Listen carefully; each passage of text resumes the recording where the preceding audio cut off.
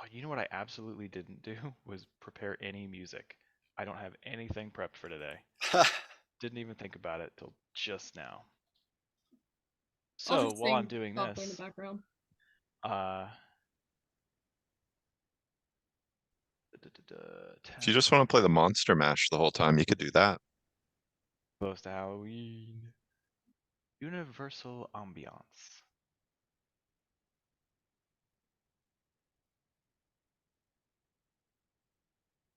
Cities. There we go. Streets of LA.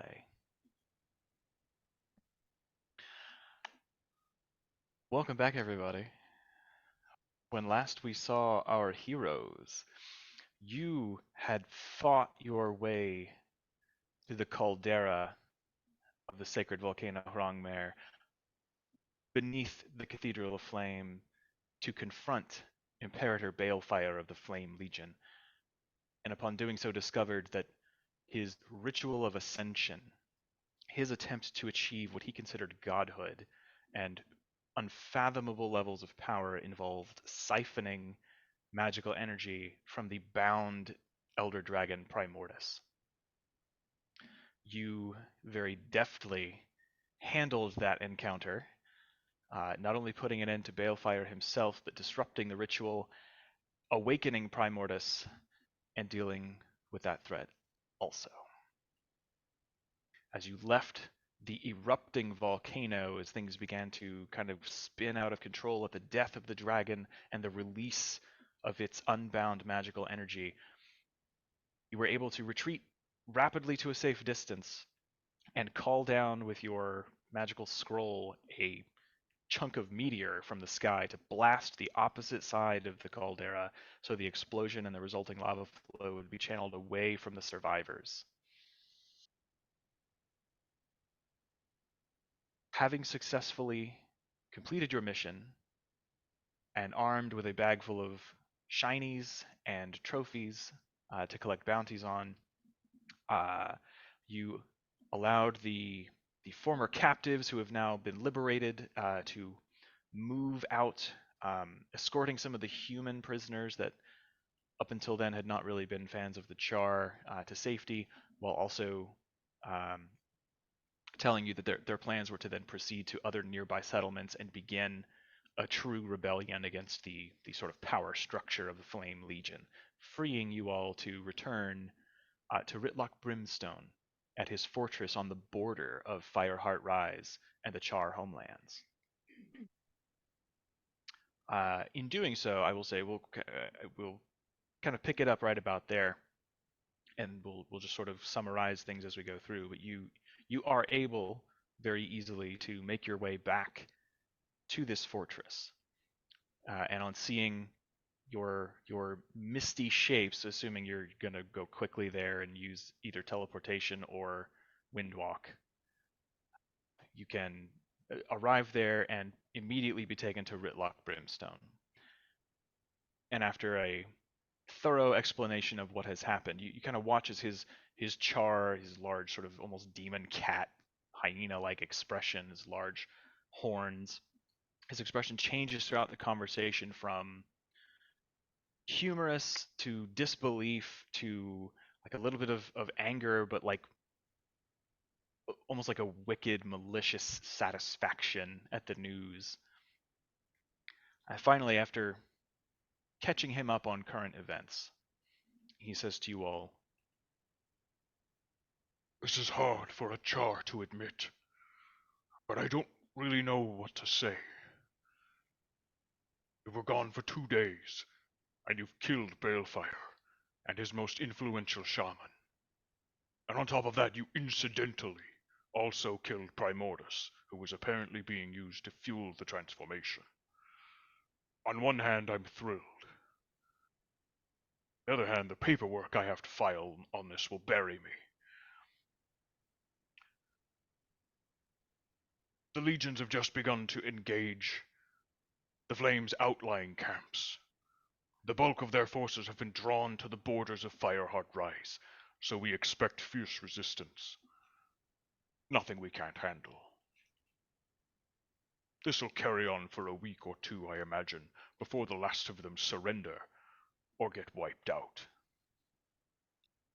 Then comes the hard work of reconstruction, integrating the flame back into the High Legions, if that's something that the new leadership wishes to pursue.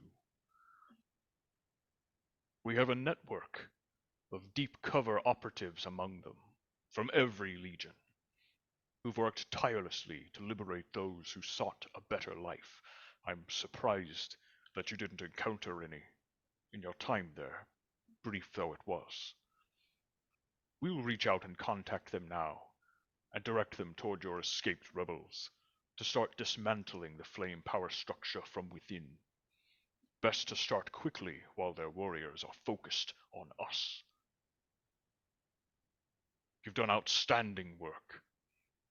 I can pay the bounties you've earned here and take these trophies back to the Citadel when I make my report, save you a trip. When you get back to Lion's Arch, be sure to check in with Marshal Traherne, and be sure to update the Pact leadership. And I believe when we closed last time, we had already gone through the dissemination of the gold for exchange from the trophies and the bounties. You did kill both Geheron and Hierophant Burntsoul, the two most wanted of the Flame command line.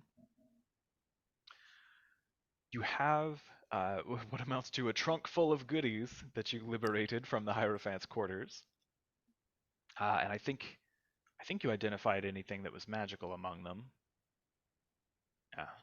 Yeah.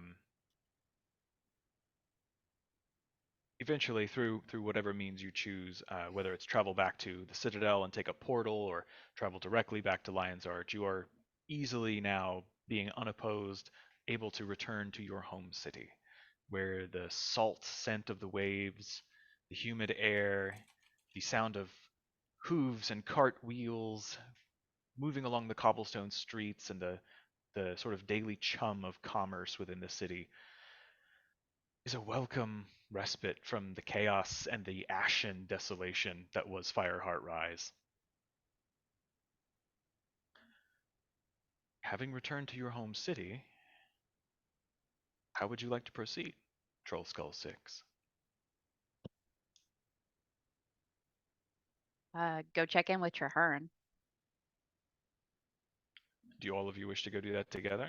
I'd suggest, do we want to talk to Aurene? Glenn's legacy?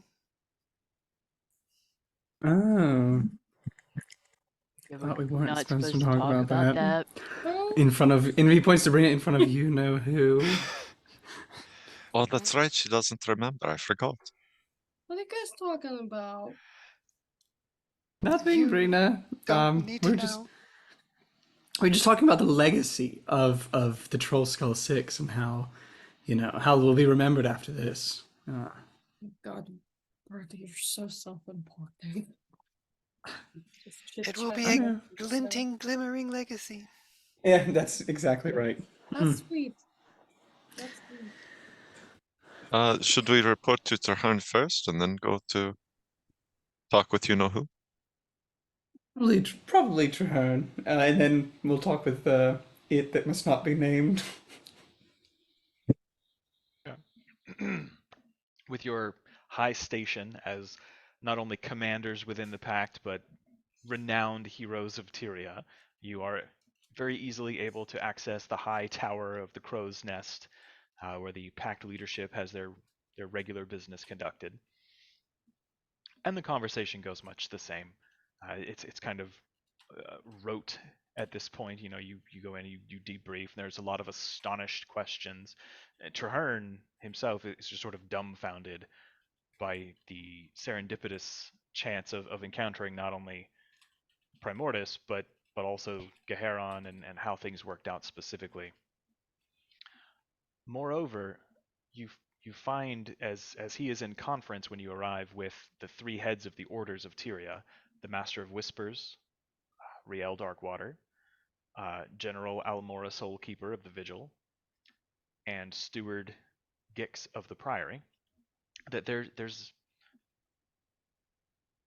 there's kind of an awkward silence as the debriefing concludes, and Riel Darkwater kind of stands a little bit, puts her hands forward on the table, and looks at each of you in turn as she says,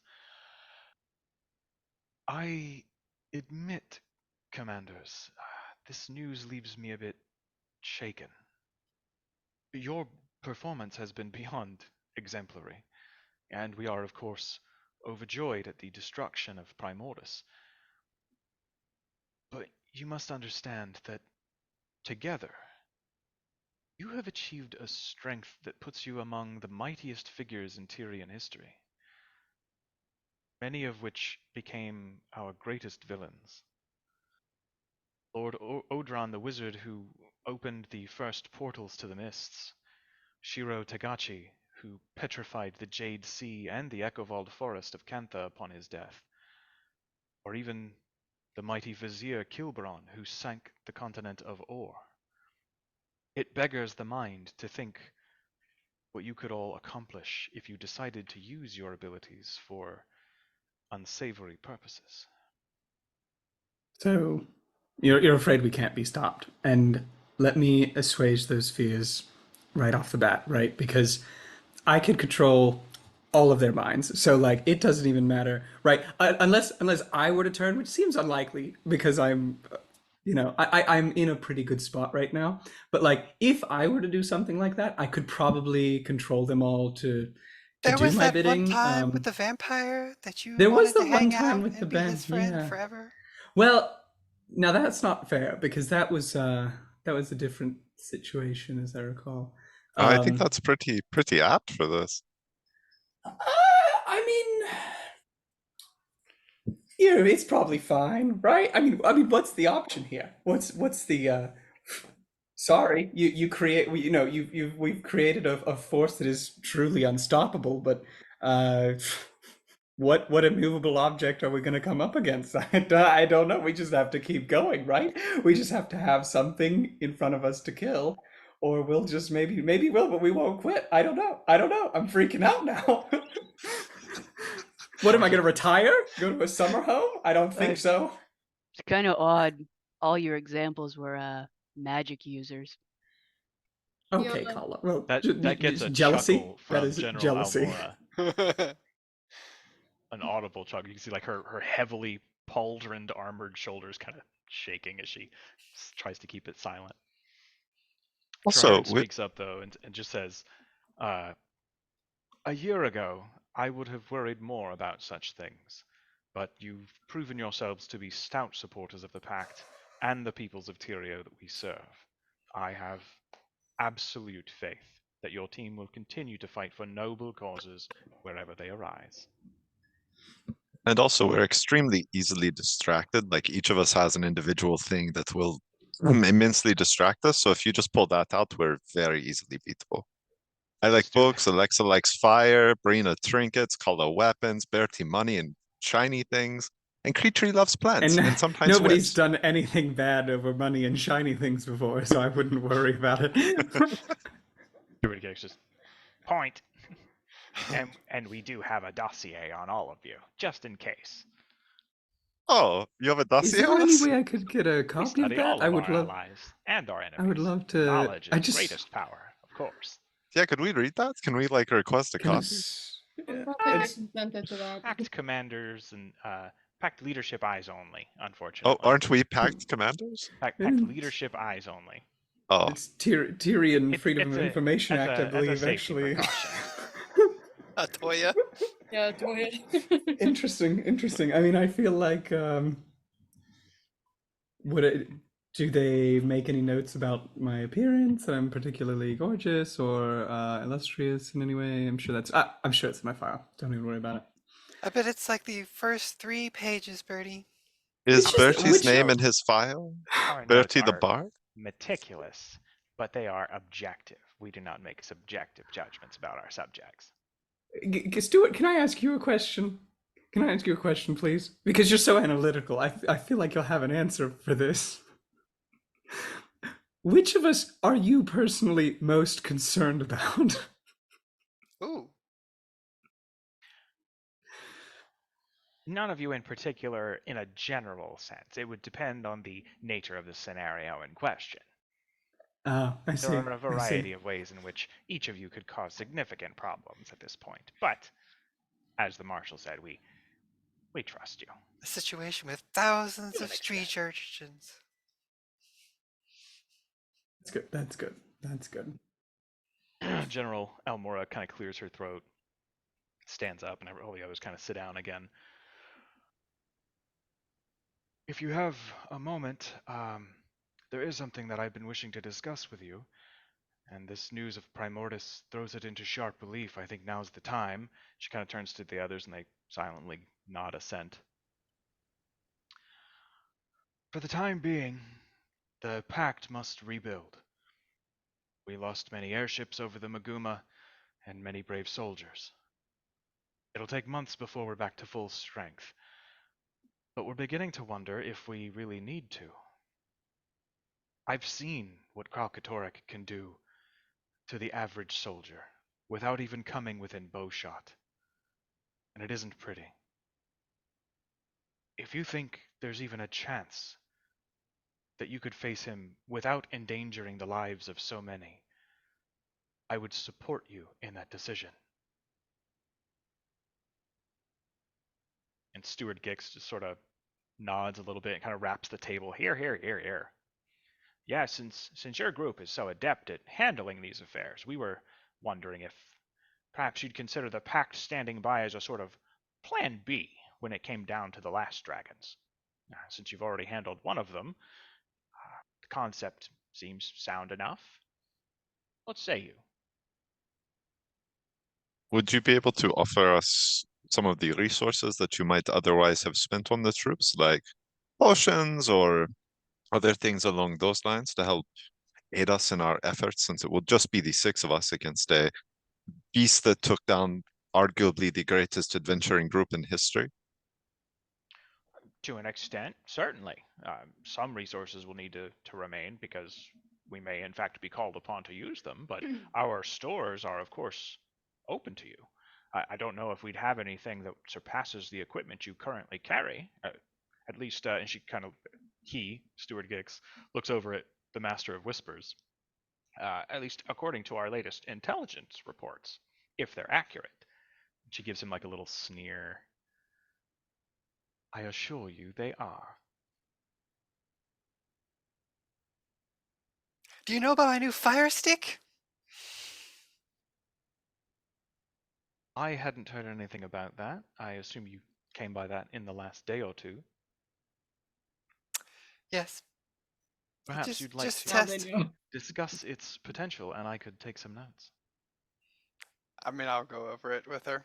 Sure. She starts writing it down. Well, this is kind of like when you're good at your job and instead of getting like a pay raise, you just get more work. Is this kind of like?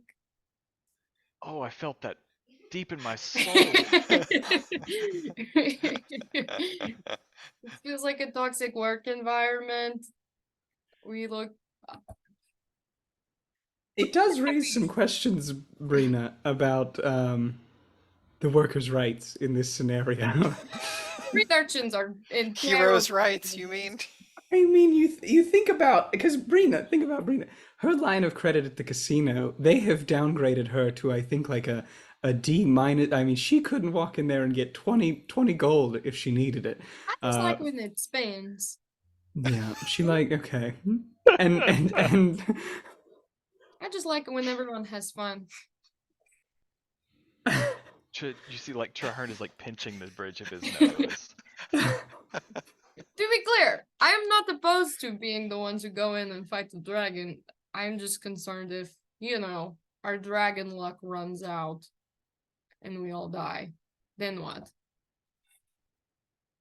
At least we'll have a Presumably, day we off. would- It's Well, not our then, problem anymore. well, yeah, Brina, then we're just dead. Oh, alright, Yeah. well. I am Presumably, a at that little point, your concerned. spirits would enter the mists in whatever afterlife your people believe in, or whatever place the gods may take you, I assume. Well, I'm less worried about like what happens after I die and more what happens after we die and Tyria is left. If we are being bestowed like these, Listen, the Brina, great Brina. That's not our responsibility to worry about it, because if we are dead after we're dead, we can't do anything about it. Like, us helping is the point, and then if we are killed trying to help, then, like, there's nothing else we can do because we're dead. Yeah, but I'm gonna feel really bad. Traherne says, well, the concept here is that should something happen to you, the Pact would serve as a plan B. We Right. can risk thousands of lives if the need arises, and we are willing to do so. Everyone here who serves would be willing to lay down their lives. It seems that you have a relatively easy time dispatching these creatures, even though it is at great personal risk. And the choice is yours. We cannot and would not compel you to take on this responsibility. No, Oh, go ahead. Oh, I was just asking clarifying questions. I'm down. We were gonna fight him anyway, regardless of whether or not you guys were coming. So. We'll be Yeah, I mean, there. it's not really a question of like, will we fight him, won't we fight him, like Parina said. I mean, we're going to do it. But to Bertie's point, like, it would be nice also to, like, I don't know, feel that we're not just being asked to do one thing after another with no, like, appreciation of us. You know what I mean? Like, it is, I would like, Everybody, what I'm everybody in trying this to ask town here, loves us. Didn't we get okay, a but what I'm book? trying to ask for here, don't undercut my negotiation, Kala, Okay. is I would like access to more books. Oh, For me boo. personally. You dumbass. Why would you ask for books? Are you kidding me? Do you know the power of knowledge? And Less Bertie than would the like power of access to No. his file. I mean, Stuart Gix is just like, I mean, you can absolutely access the Priory archives any time you wish. No, I want access to the And- really good stuff, the stuff that you just Oh don't my make God. readily available, you know, like the type of stuff that the Order of Whispers would It's- keep under wraps, that kind of stuff. This is how just- you end up being one of those people they started the Right, conversation I talking was about about. to say the same thing. You're gonna find a secret orb they don't want the powerful people to find. Because We're Listen, I- already in that territory, so Correct I me mean, if I'm wrong, but have you not visited the special collections and met with our Galatar chief doesn't have what you archivist, call Ogden? street smarts. He kind of like once you get the book in his hands, he understands it, but the kind of the peripherals are generally somewhat lost on our dear friend. I think what he's saying True. is we'll do it, but not for free. And yes, we will need sequin outfits created for all of us if we're going to fight these big dragons for the safety of the realm. You've got to look like a hero to be a hero. And that's all I'll say. I don't want mean, sequins. just a birthday. It's not like the dragon wouldn't see us coming anyway. Petrie doesn't know it yet, I but know. she does want sequins, and we will get her those. I'm okay. They get stuck all over me. I don't think I want sequins. The Master You of find them for like Whispers months afterward.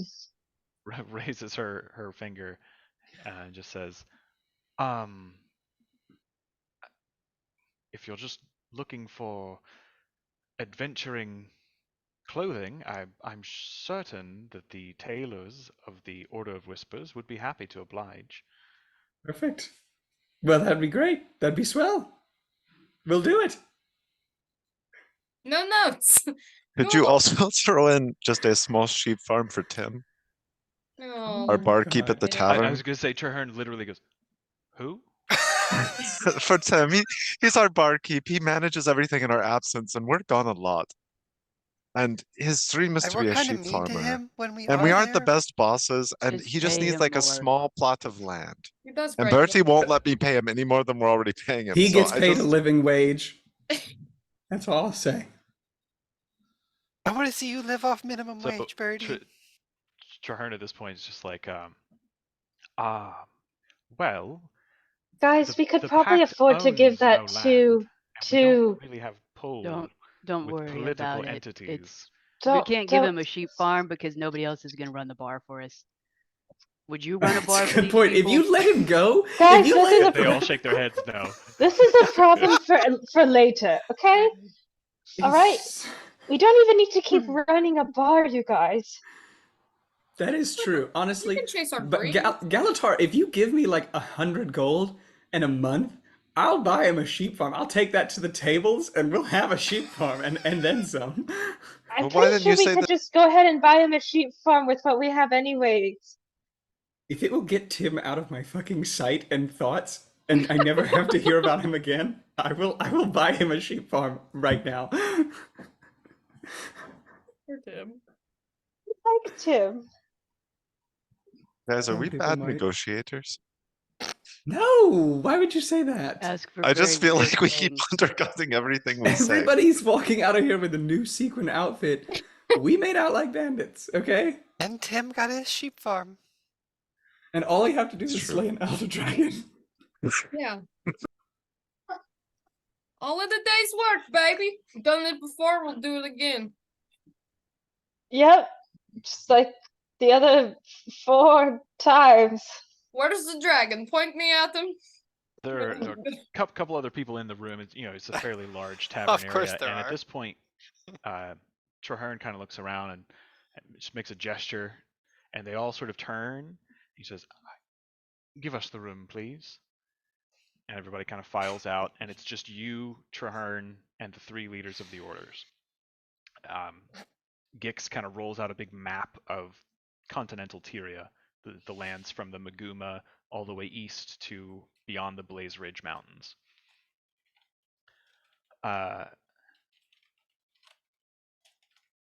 Gix kind of like spreads it flat, and he says, he's sort of standing on a chair so he can lean on the table properly and gesture.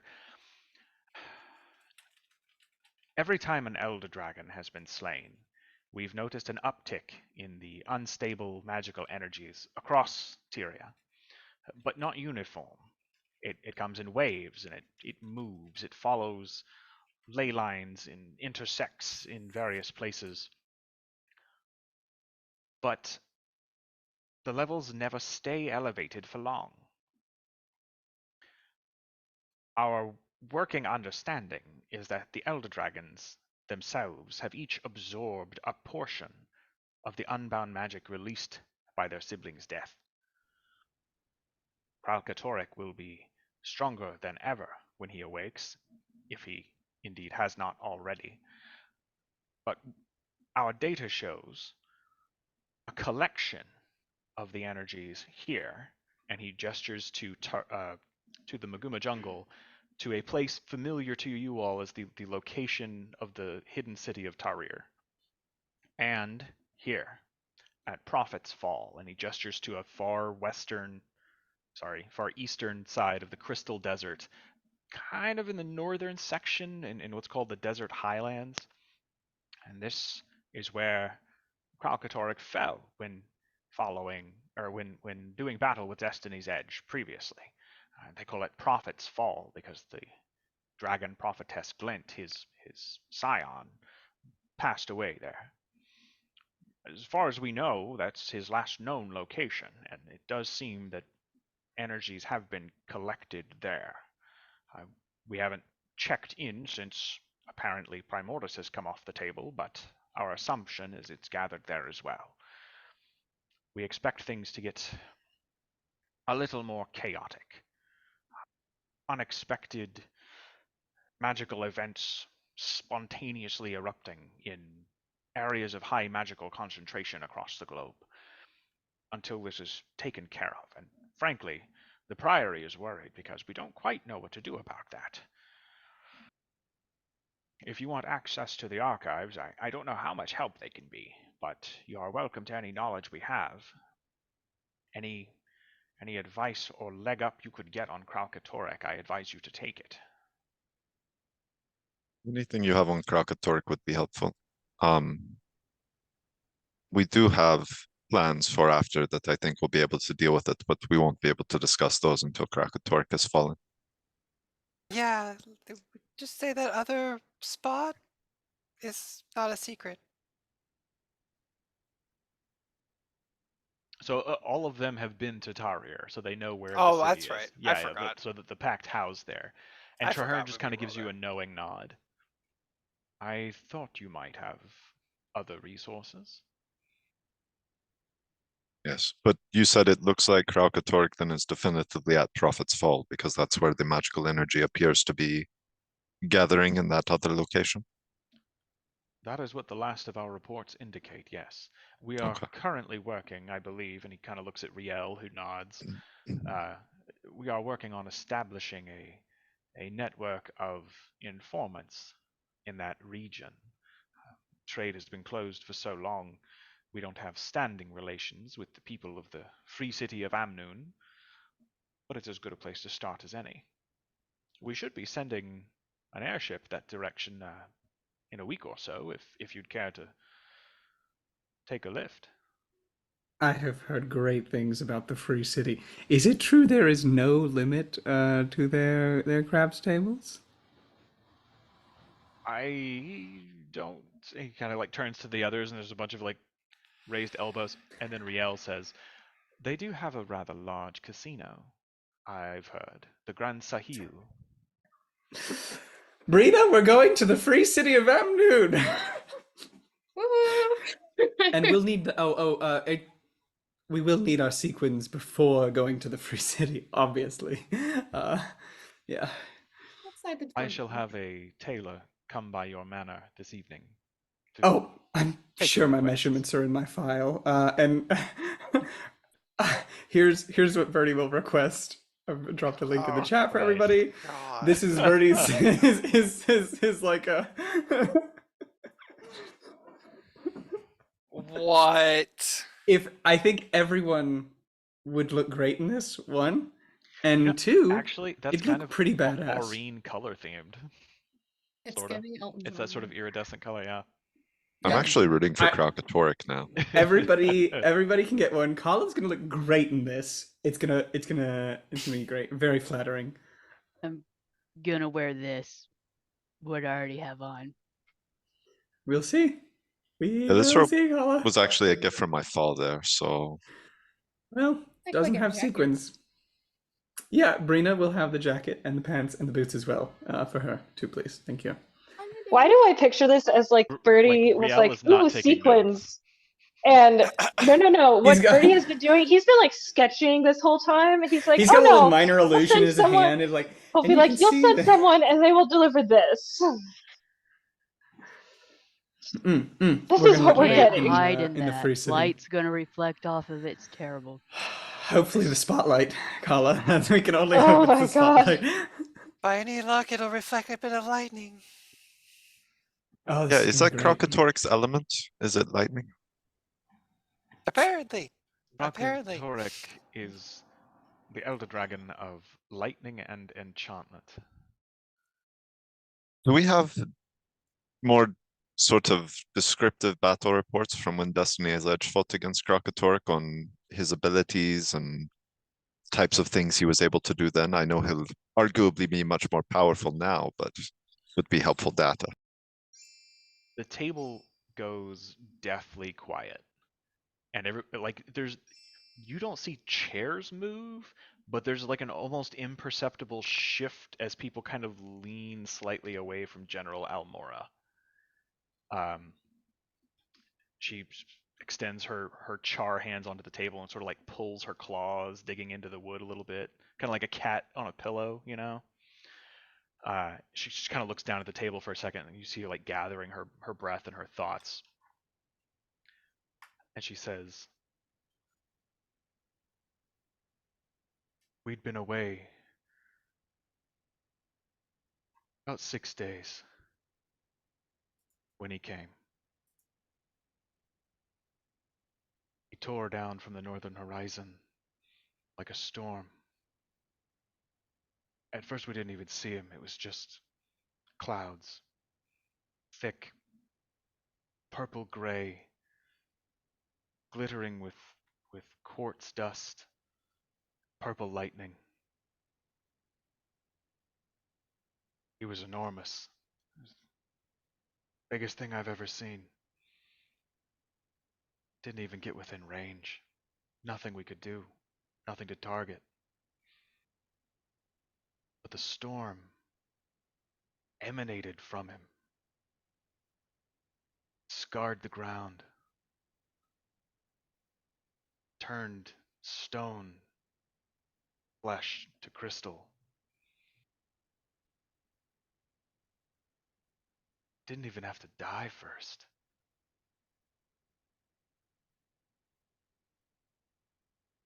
Hyenas, devourers,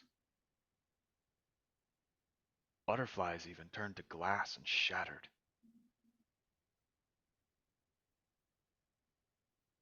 I watched as my entire war band were branded. Flesh petrifying, tearing open as their muscles turned to pink crystal, their eyes glowing with electrical flashes. Turned on me. It was like they had one mind, one purpose. Didn't even know me.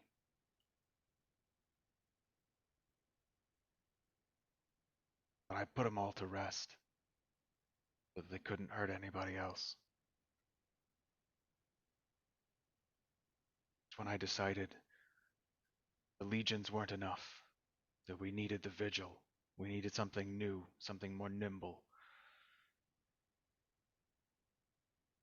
I've talked with Ritlock and Logan, Air, Zoja. Kaith was a little more cagey, but even she gave me a bit. Much the same story. He's big. The ability to affect, transform living creatures is terrible. Spells just roll off his stone and crystal skin like nothing.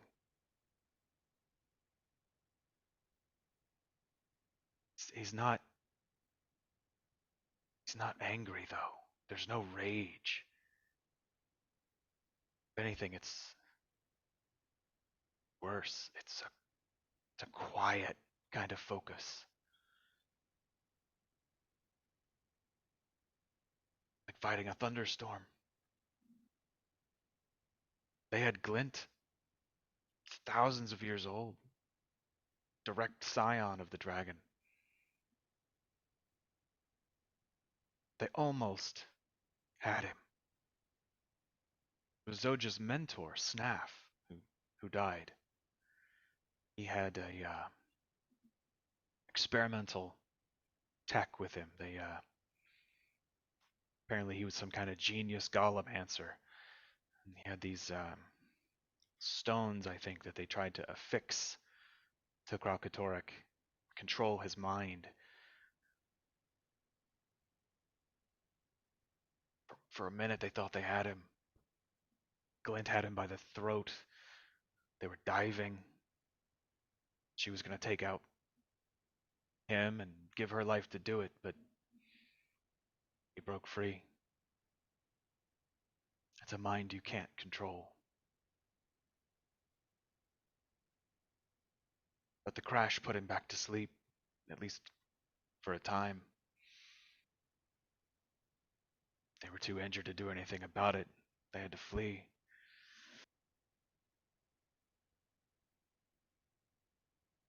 The last report to come out of Amnoon, before things got too hairy to go there anymore, scouting party had gone out, seen him curled up at the bottom of a glass crater, crystal jutting out everywhere, sparking with energy. They couldn't get closer than half a mile. Legions of branded creatures just crawled out of the sand, ran them off.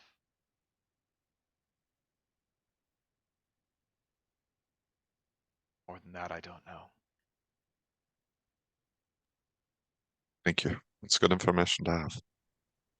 It's kind of collective intake of breath and a release from the table.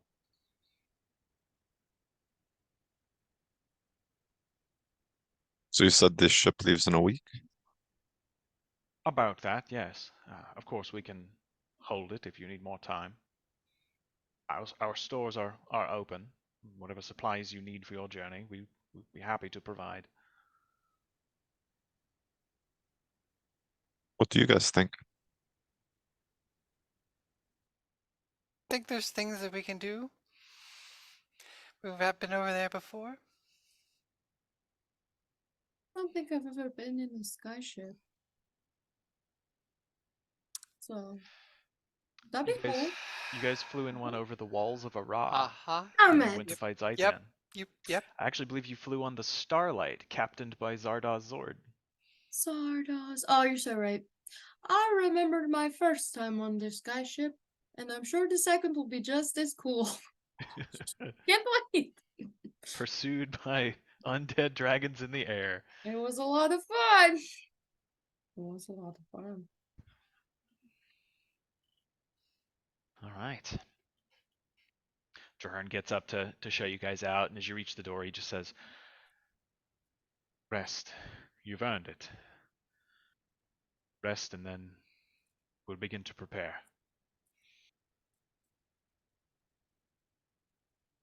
How far we've come. He just kind of nods at you. So what do you guys do now? Throw a giant rager. Oh, I was gonna say take a nap. I was gonna say take a nap too. Party I in was the gonna ask bar. where the library was. Y'all know where everyone's priorities are at. Galatar, you know where the library's at. No, I want to know where the books on Kralkatorrik specifically that he just mentioned are.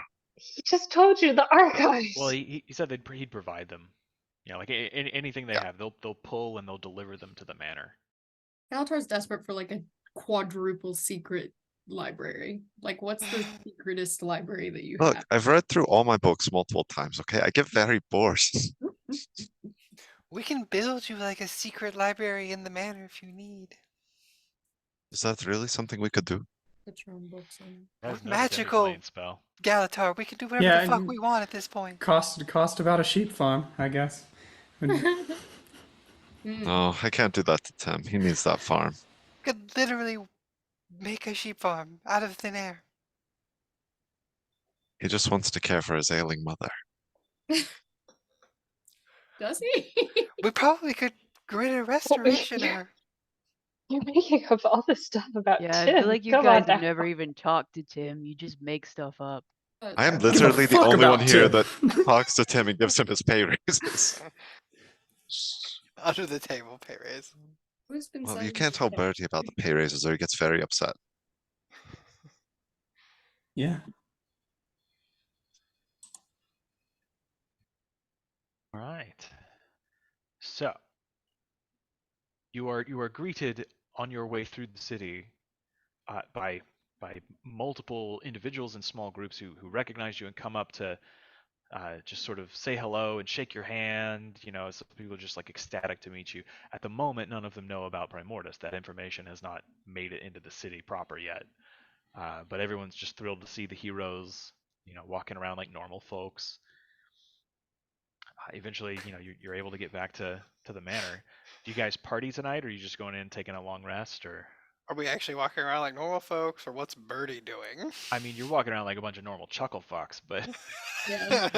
All right, yeah, there we just, go. Or he's you're not minding his like floating business. around on an airship. You're walking through the streets.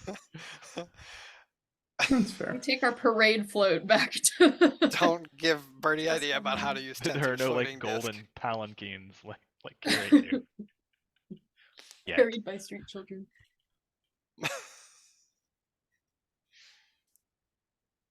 I mean, I say we throw a party. Yeah, did we First get we anything party. to add to the tavern from this last adventure? So I don't- much stuff. If we did. Yeah, I got There was a. a fancy golden char mask and an ivory chest Ooh. set. Oh, fuck yeah. Ooh, then I say we throw a party and hang our new decorations. Yeah. Right, can I take a quick power nap first? Sure, Brina. Sure. Yeah. I feel like we should at least get cleaned up and rest first. I think some of us are still bleeding. It just Yeah. adds to the authenticity of the stories. True.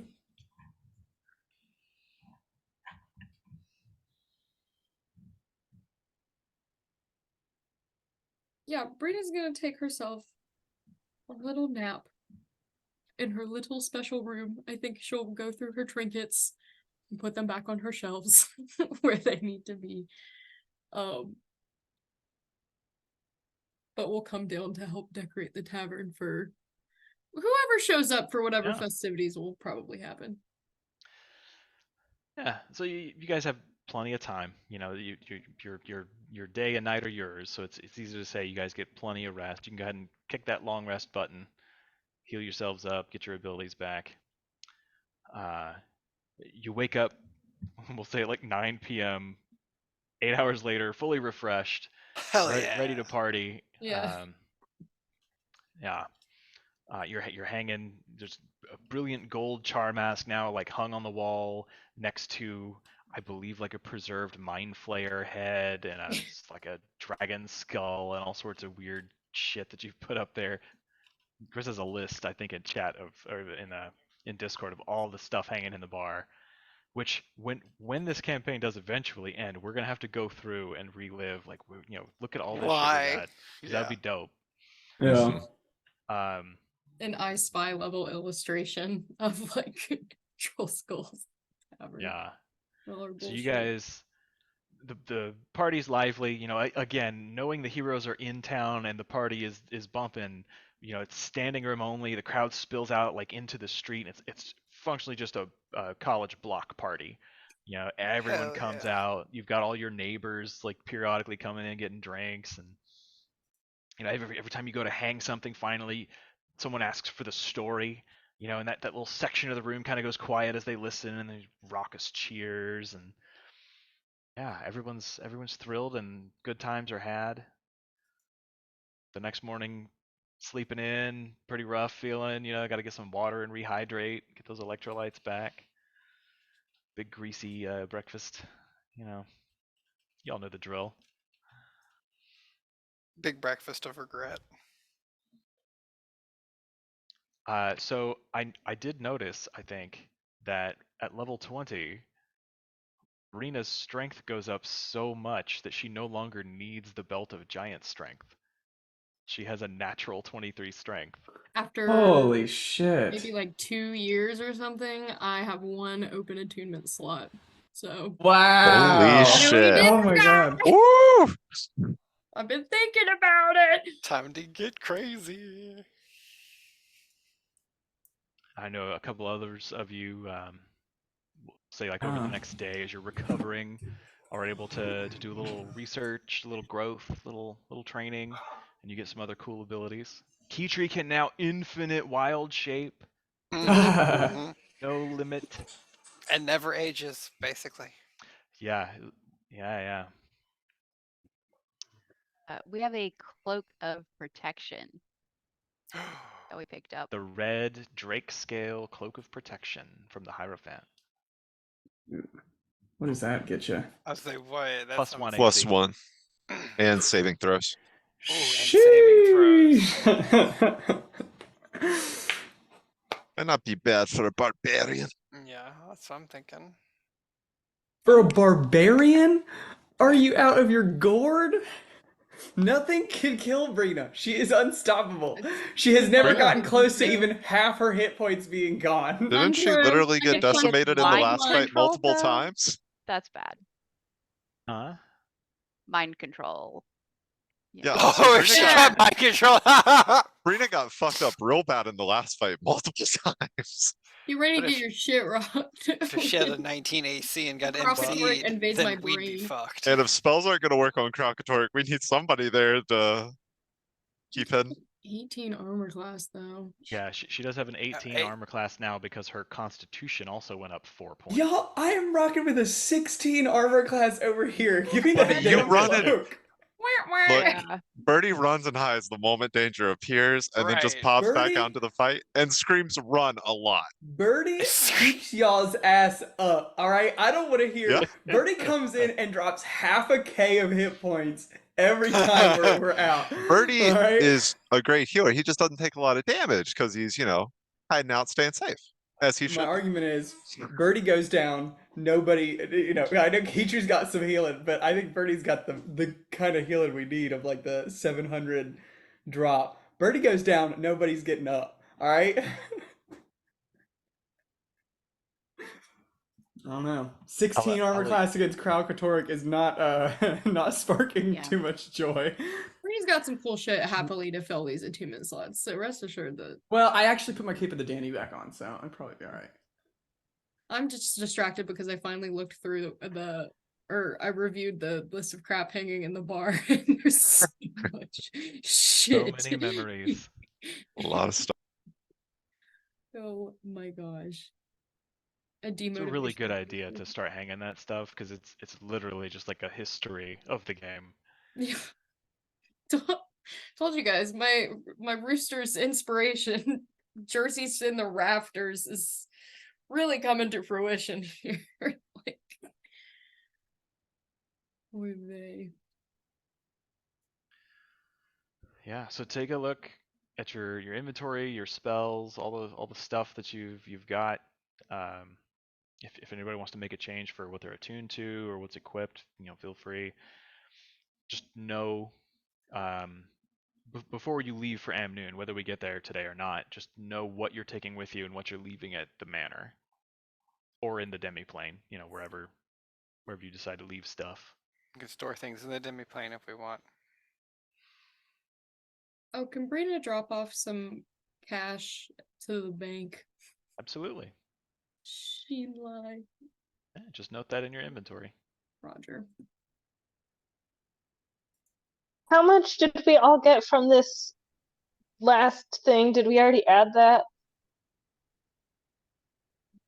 Yeah, we did the last session. I believe it was 6,000 some that we did last time. I honestly don't remember 1,600, if I I think. Oh, if I 600. added it to my own stuff or not. So 2,600, yeah. 2,600. okay. Richer than God. Not yet. Yeah, just Gotta wait go till to you put Amnoon for Bernie. that, Money, baby. so Yeah, wait till you Yeah. put Bernie in a high limit casino, and then you'll be richer than God. I get to change my spell list for the last time on this last level up. So I I already gotta make did sure. mine. This is so Yeah. weird. And it's like, yeah, I'm honestly struggling. It's like, do I choose the spells that would pop Birdie off in Amnoon, or do I choose the spells that would help with Kralkatorrik? It's a hard choice. The final spell list. I mean, we're only fighting Kralkatorrik once. You're going to be robbing casinos dry for the rest of this fictional Right. eternity. Exactly. That's what I'm saying. Brina's also gonna restock on javelins if she's got time. you have Go all the for it. time in the world. Oh yeah, baby. Yeah, you look up Listen. the. I will say actually, there's no cost to it because you can requisition those from the Pact. Fuck yeah. Hell yeah. Infinite I'll javelins. even go further and say if you want to add them to your inventory as +1 javelins, the Pact has acquired the ability to create a couple of those. They don't have a whole army of them, but enough to give you, 2, 3, 4, like whatever you want to carry with you. They Very just well get dropped then. off every week at Brina's at the door. A shipment. Very well then. She's got the efficient quiver, so I'd take as many as they'll offer. I would say they give you 5. Word. Yeah. How about a potion of greater healing? Teacher was gonna ask like how many and how of each type of potion of healing can we get, and she also wanted to ask if we could get potions of lightning resistance.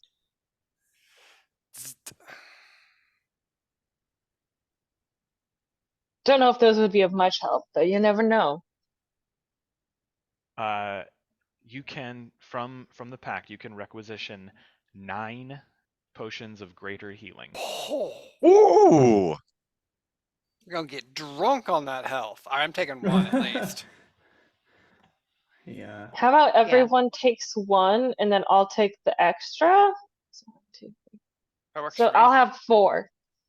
Why don't you give one of the extra 2 to Birdie just in case so that we make sure All both right. of you stay up? I'll have 3. Birdie This has is 2. a greater I'll potion have of healing? 2. Yes, greater. I have 2 regulars and 2 graders now. So rolling for it, you do manage to find in like an obscure part of the city, there is one location that it just has one potion of lightning resistance. It's a difficult thing to come by the ingredients that you need for that sort of alchemy, but they have one, and the Pact will cover the cost of it. Receipts are good.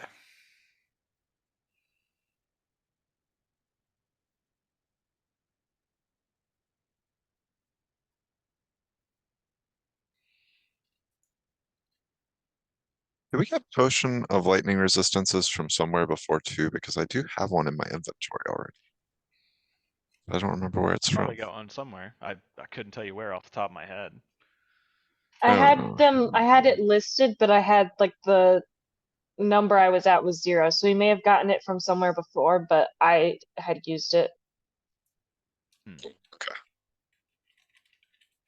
And there wasn't a time expiration on our little heroism symbol that we got, right? So if we haven't used that already, we can still use it whenever. The one Oh. from the Coda or whoever that was from. Yes. Oh, is it a blessing of Coda? But it's effectively like a potion of heroism or something. Yeah. Yeah, no, there's no expiration on it. Cool. Okay, so I still got that too. I burned mine a while ago. I'm just not sure how much help I'm going to be in a fight against a guy that spells don't do a lot of damage to. I think that Brina's going to attune to the Bracers of Coda's Wrath. Okay. So freaking excited. But yeah. Cool. Does anybody need any, like, a shield or anything? I have the Justicier's shield and a +1 shield as well. If anybody's a If guy anyone who else is likes proficient shields. with shields. I don't think so either. Yeah, I can't use Well, shields. Petri is. I can use shields, but I have a +1 shield. Word. So Is the Justiciar's shield a +1? It's +2 to your armor class, but it's also got a bajillion scary things that come with it. The trade-off of instead of a shield that gives you 3 to your AC, it's the normal +2, but there are other things that it does. Yeah, it's got Bane, you're immune to being frightened, Deadly Rebuke, and Gift of Vengeance. It's pretty cool. And you don't need it anymore? Mm-mm. It does. Well, I really won't. I I think won't. it's attunement though. Yeah. Oh. It does channel the darker emotions of a creature attuned to it to fuel its enchantment. So I didn't spend a ton of time with it. Rita was like, oh well. I'm over it. But yeah, it requires attunement.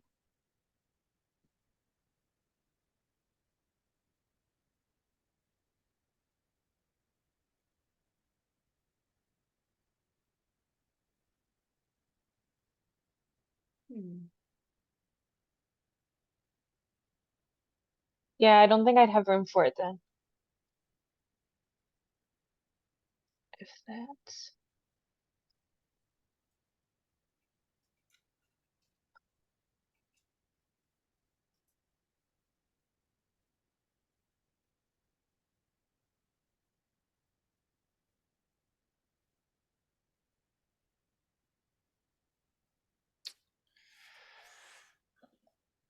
Oh, at some point, Birdie, do you want to go talk to Zardos about his work he had for in Amnoon?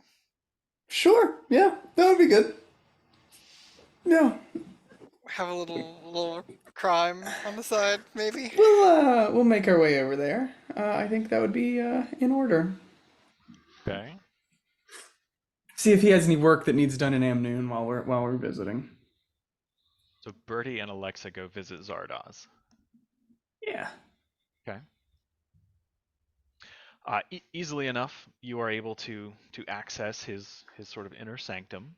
And you find the inimitable Zardoz just casually immaculate leather boots of red leather, soft and plush, kind of propped up on the table as he sits back, sharpening a small dagger with a whetstone. It's a thin blade, but it curves slightly like a scimitar almost, and he's just sort of running the whetstone down, kind of humming to himself absent-mindedly. And as you walk in, he looks over. He's still got his big purple hat on with the white feather, and he just looks up. And, well, hello there.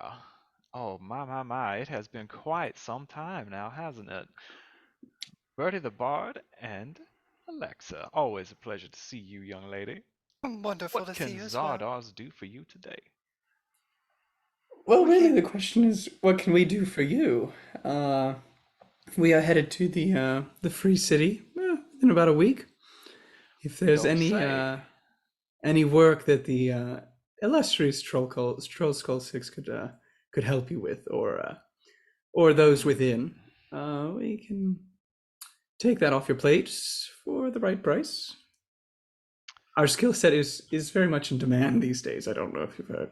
Oh, I have indeed. You've made quite a name for yourself. Hmm. Yes, I heard a great deal about the battle at Holbrack, and Bertie tells me that you did some work recently in Fireheart Rise. I must say I was not expecting that news, but they are glad tidings indeed.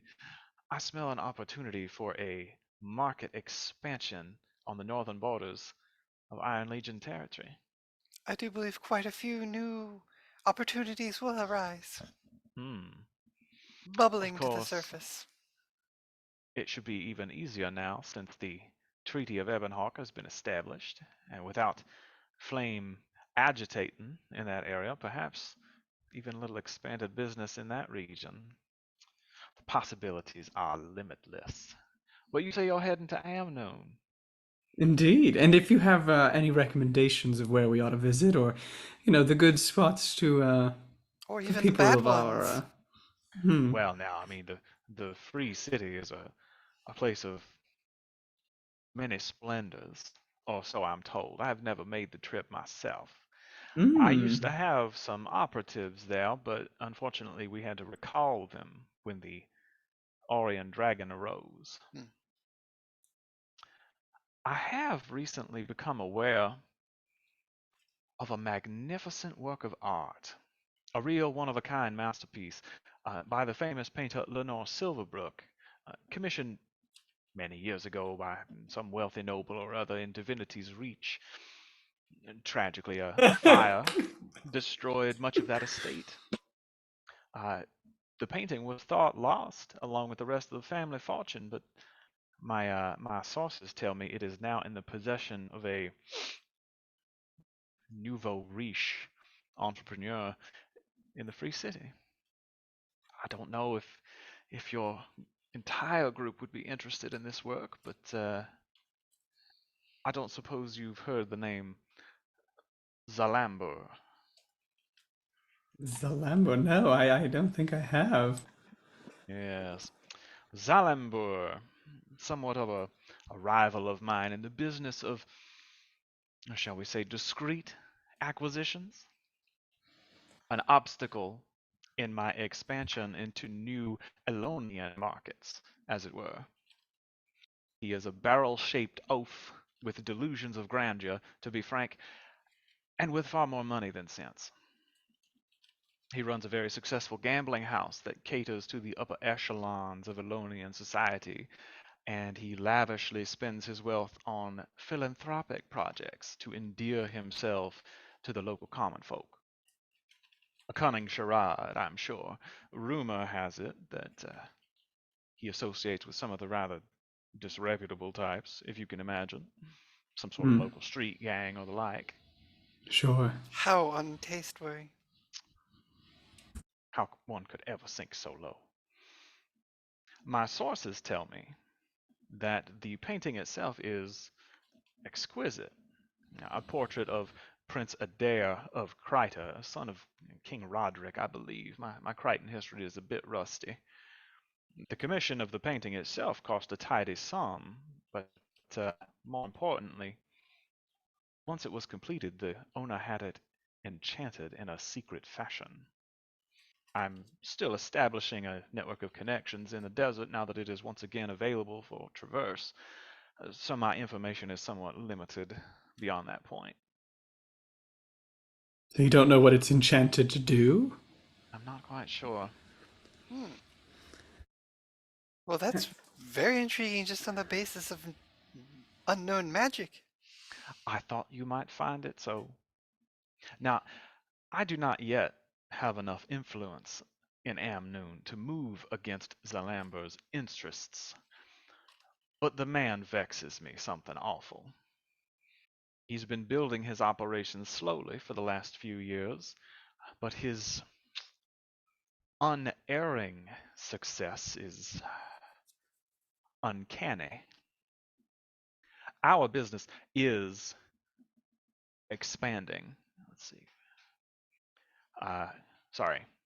His surprising success is almost uncanny. Every venture blossoms. Every risk highly rewarded. It's said that even the ruling council of Amnoon has to take him into account when making big decisions due to his influence in the city. I hate him. I want to know his secrets, his weaknesses, his darkest desires. There's something about him that just sticks in my craw. My business is expanding one way or the other. I'll either absorb his operation into the Soothsayers or remove him from the equation entirely. I would prefer the former, so anything you can discover that might assist with this merger would be greatly appreciated. More than that, however, I need to send the upstart a message. I want you to find this enchanted painting for me and bring it to me. Once I have, he and I can meet to discuss a mutually beneficial relationship under my superior leadership and ability, of course, with profit percentages divided accordingly. That discussion will, of course, go easier if he knows that there is nothing that he can possess that I cannot take away. Any other treasures you find along the way are, of course, yours to do with as you please. A finder's fee, shall we say. My fingers do get sticky sometimes with all the work I have to do.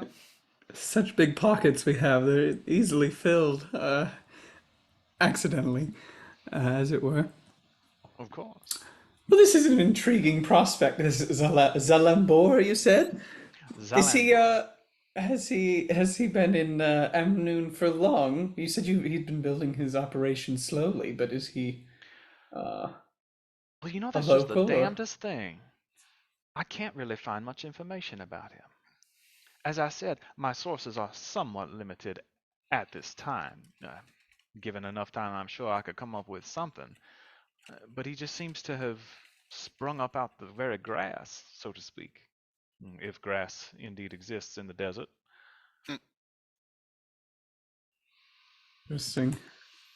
It's very puzzling indeed. I do not care for other men of mystery dipping their toes in my water, and he even took Z in his He name. did. I find it That's an infringement on my very identity.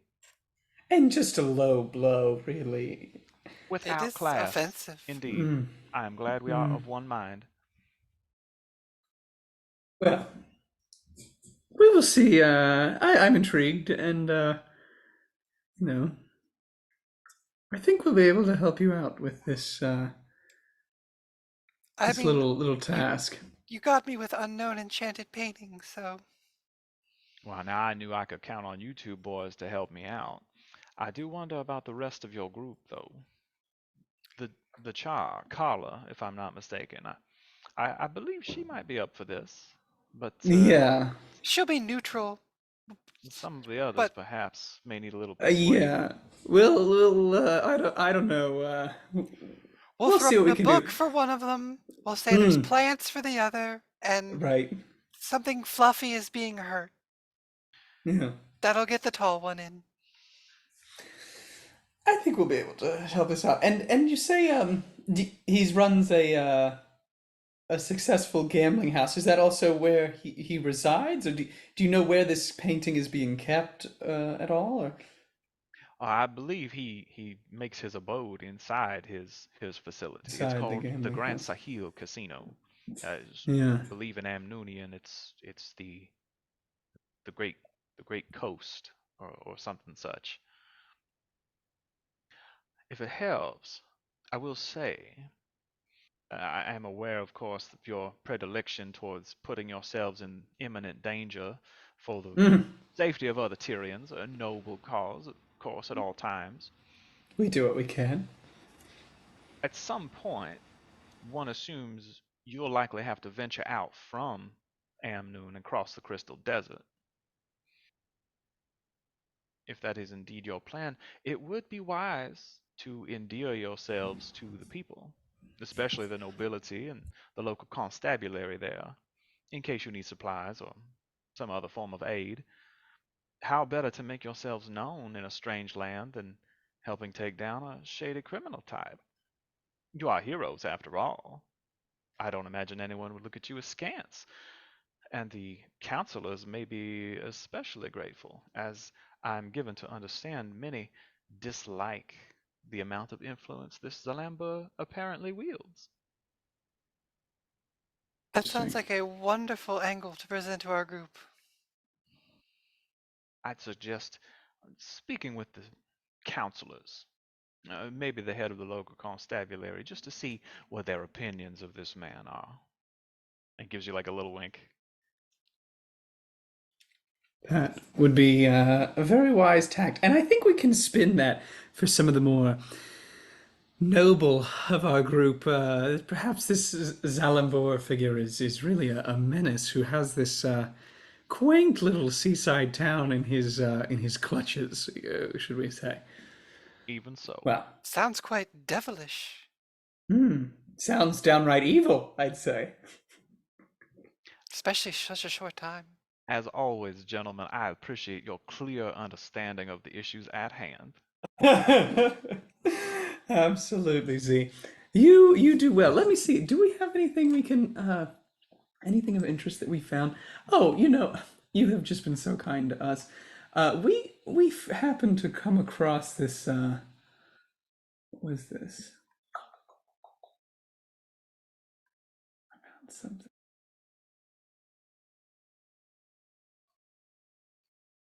We come across this like a very fancy instrument.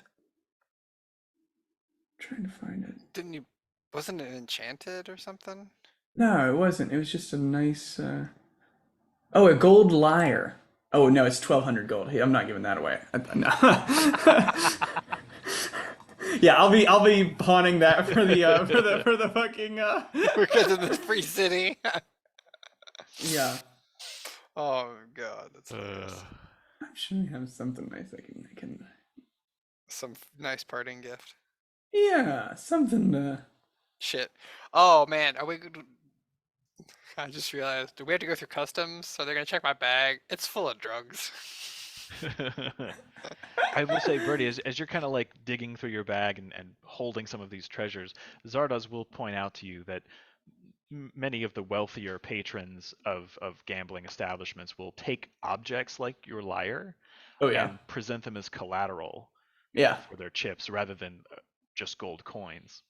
That's the plan. I got a couple things in here that are gonna hit the table, I think, and I can't wait. Very well. Well, yeah, I don't have anything decent to give him, but I'll give him some sage, and I'll kind of put it to him. It's like it's very good for the health, but right now, it seems there's somewhat of a craze in Lion's Arch about the my sage bundles. It seems to have caught on with some folks, so you know, in the right hands, I'm sure somebody could make that take off. I'll let Madam Marshgrass take a look at that. That He would is be our great. resident herbalist. That would be fantastic. All right. Well, gentlemen, it has been an absolute pleasure, as always. Please give the rest of your troop my kindest regards. Oh, we will. We will. We've got plenty, Absolutely. plenty before us here. I'm sure we'll come back with good news and a painting. Oh, I so look forward to it. It should be a great time. Indeed, indeed. All right, we'll make our way back out on the town. Head out. Okay. Yeah. So we have like a week before we You have leave. as much time as you need, effectively. Interesting. The more time, the better, I say. Knowing that you're going and what you're going for, they'll fucking wait. Like they will Yeah. take you when you are ready. Interesting. So what do you guys want to do now? Oh, we need to go talk to Aurene Oh yeah. after our day of shopping. Like long rest Yeah. and do it the next day. Alex, you sound so fucking disappointed. You're like, oh yeah. Yeah, I guess we gotta save the world. Whatever. Fuck. I was gonna hit the game. I was gonna hit the casino. Daddy's hot. I can feel it. Yo, I picked the dumbest spell on this spell list, but I cannot wait to use it in this place. It's gonna be so good. Well, and I'll say you were so chomping to wait. I still have 16 days that I have a spell cooking, so. Oh my god, 16 days? All right, Rena, we gotta go hit the casino. Once we get back from visiting all the woods, We're Yeah, gonna go we're on a gonna go camping visit- trip, Brina. we're gonna go camping. It's like a bonding group I exercise. will say Yeah, that I know what camping is. I I love think- camping. I think Brina remembers Tarir Yeah, Brina because the remembers. whole pact was Tarir. there. She just doesn't remember Aurene. Yeah. Right. We're gonna go to Taria. Okay. No reason in particular, just to visit. For a camping trip. Do you guys need me there? Yeah. No? Yes. Yeah, Alright. I'm conflicted. I don't know do what we the really answer need to go? Why are we going there? To check in and see if everything's okay. I mean, we did just kill another dragon. I mean, we should probably make sure that we're all on the same page for what happens with the final release of chaotic magic. Right, Oh, we don't want to just yeah. like spring it on her. Yeah, that's fair. is. Nobody bring. They were talking. It's like we're gonna plan this big magic trick for the Tarir people, so we don't want to just spring it on them when we do I decide to do feel like that. you are treating me like a child and I don't know why this time. But You made that decision yourself, all right? You don't remember it, but you did. Also Did she get everything the greater same. rest out at some point? Hmm, I'm just making it. think Okay. so. I thought this happened. I thought you got. I also don't think. I don't know if that would eliminate that memory. I don't know how. But generally, I think it has one effect. Okay, So whatever never you mind. cast it on her for, it would do Mm. that. It wouldn't do everything. Sorry. Listen, I'm happy to go to Tarir. Yeah. I'm sorry, there's an elder dragon in the way. Just kidding. It's my cat. She's a baby. Yeah, Brina has like 6 cats in her room. She never told you guys this. No wonder it smells really weird in there. This is normal. So, how are you guys getting to Tarir? I know Galatar's got a stone. Yeah, I can just teleport us right outside of Tarir because we can't teleport directly into it, I believe, right? Mm-mm. I think it's got a block on teleportation Correct. directly into the city, so I took a rock from just outside of it that I have in my Sweet. inventory. I think this is gonna start battle music, and I need to stop that. I mean, we can roll in there and try and fuck up Aurene. Let's do Yeah, it. it turns out she's already turned evil. Right. She and You Zardoz have humans are been in so it all along. mean. I think I have sounds for Tarir.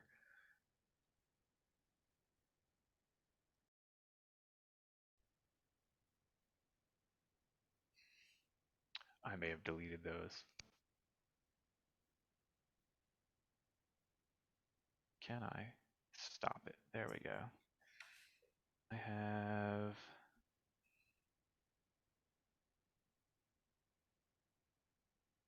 have music. Let's find something cool.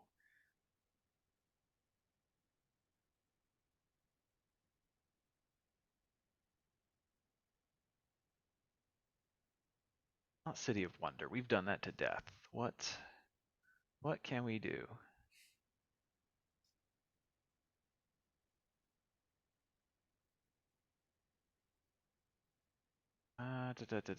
Sorry, guys. Oh no, take your time. Ooh, I'll bet Atlantis has something cool. It was Lost City. Let's see what this sounds like.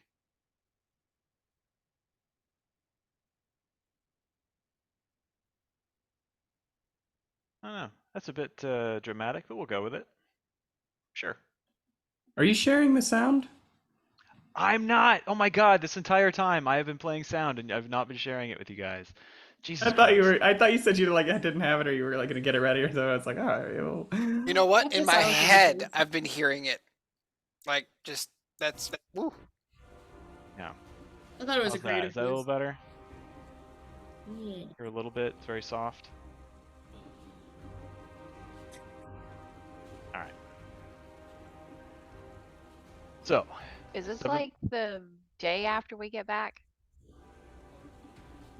I mean, I'm pushing for a long rest, of course, but you guys took a long rest and then you partied, Hmm. and we'll say slept again after that. So it's like the next day, Birdie and Alexa do their thing in the morning. So this will be like the afternoon of the second day. Is there anything anybody wants to do before you go? I was just gonna see Kolinar, tell him about killing Rendak. Well, I would say he You showed know, up to the all party, that. like for Oh, sure. okay. Yeah, like all of your friends came. He's not gonna miss an opportunity to hang out and get the But get the he's in like another updates. plane of existence sometimes, so I didn't know if he heard about the party. Yes, sometimes, yeah. I'm sending Although him until he gets the message. he's been working with the Pact Hmm. quite a bit, so he's less in Okay. his experimental demiplane and more frequently in the real world. I just want to tell him we survived before we disappear again. Absolutely. Yeah, he appreciates the update. He's doing very well, kind of up to his elbows in ideas and research with the Priory and the Order of Whispers, kind of working to reinforce like armor. He's kind of part of the process where they are working to create like +1 weapons for people. The reagents are a bit tricky. He tells you, it's kind of cute because he kind of nerds out a little bit. And he's just like, we're running into labor issues and we got supply problems of all kinds. Getting these, this special dust from these caverns up in the northern Shiver Peaks. We got to have Norn scouts. He just goes into logistics, but you can see he's like very happy to be involved and kind of be relevant as a mage. So, 7th level teleport spell, and you have a stone, and so I think that means no mishap, right? Yes, have a stone so I can just go directly there. So easy enough. You find yourselves at the foot of the grand kind of golden staircase that leads up to the gates of Tarir, and as you make your way up, you can see the floating kind of shimmering bastions that guard the place, the Exalted, peering over the edge. And Brina, you find yourself descending into like the bowels of the Undercity with your teammates, and you remember fighting a bunch of Mordrim down here near a force field. And sure enough, after a couple of minutes, that's where you end up. And there's this deja vu, and as you approach, the force field kind of dissolves, and you approach these big doors that look kind of familiar in a weird way. You're not quite sure, and as soon as you guys approach the doors within about 5 feet, they just swing silently open, and your memory is restored, Brina. You remember seeing Aurene, the scion of Glint, grand scion, I guess, of Kralkatorrik, this enormous prismatic crystalline dragon sitting on a golden dais, kind of elevated in the middle of this almost half egg-shaped chamber with arcane sigils on stone ribs that kind of go up all the way to a big hanging crystal in the ceiling, all sort of pulsing and flickering with arcane life. And the light, it sort of comes from the crystal, but it's sort of bounced off everywhere. It's like this pervasive illumination. And it all just kind of glistens and glitters off of her in these rainbow fragments all over the floor. You guys kind of walk in. You find yourselves on a flat kind of golden cobblestone circular area, and there's a slight dip that kind of descends 2 or 3 steps to a lower area as it moves towards her dais. Her dais itself is like 10 feet from the ground. It's pretty high up. And as you move forward into the space, the door silently closes behind you. And you just hear this deep kind of rumbling, harmonious voice, like several different feminine voices all tied in a range from high soprano to low alto, just all in harmony, mingling, almost like wind through chimes. She says, in a breathy expression, "Welcome, champions." And you can see like she's sitting there with her arms kind of crossed over, cat style. She's laid down on her stomach, kind of braced up on her forearms, her long serpentine head, and this glistening crystal, almost like a crown of horns that grow out from her head. And it's odd because it's not a human expression. This is very much a huge dragon entity. And despite the lack of humanity, there is clearly emotion evident in the face, and it looks odd. Aurene seems agitated? I don't know.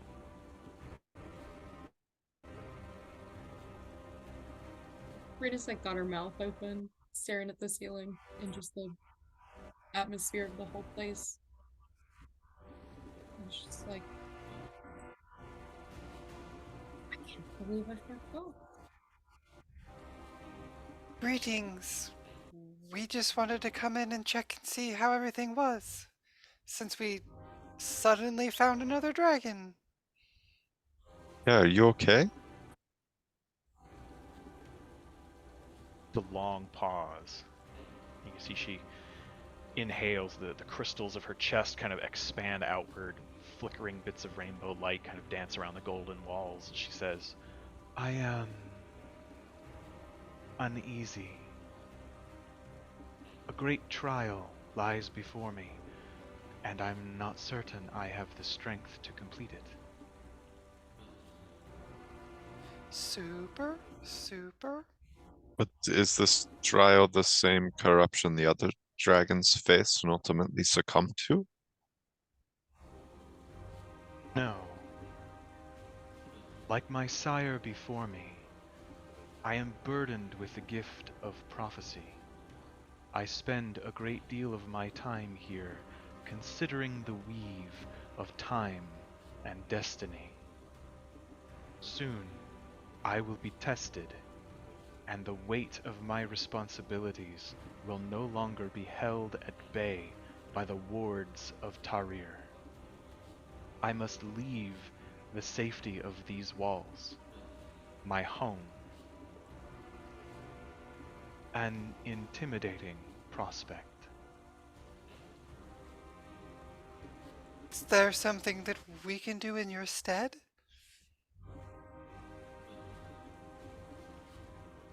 Unfortunately, this challenge is mine alone. I foresee a great battle between you and Kralkatorrik, and I have no doubt the Elder Dragon has seen it too. What frightens me most is that I cannot see beyond this point. I am not sure what that means.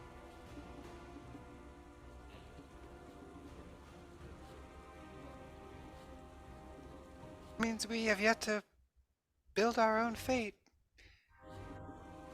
Odds. The future is always in motion, a fractured mosaic of possibilities.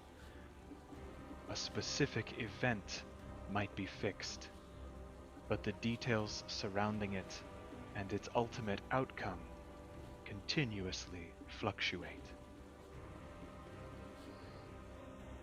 Please, come closer.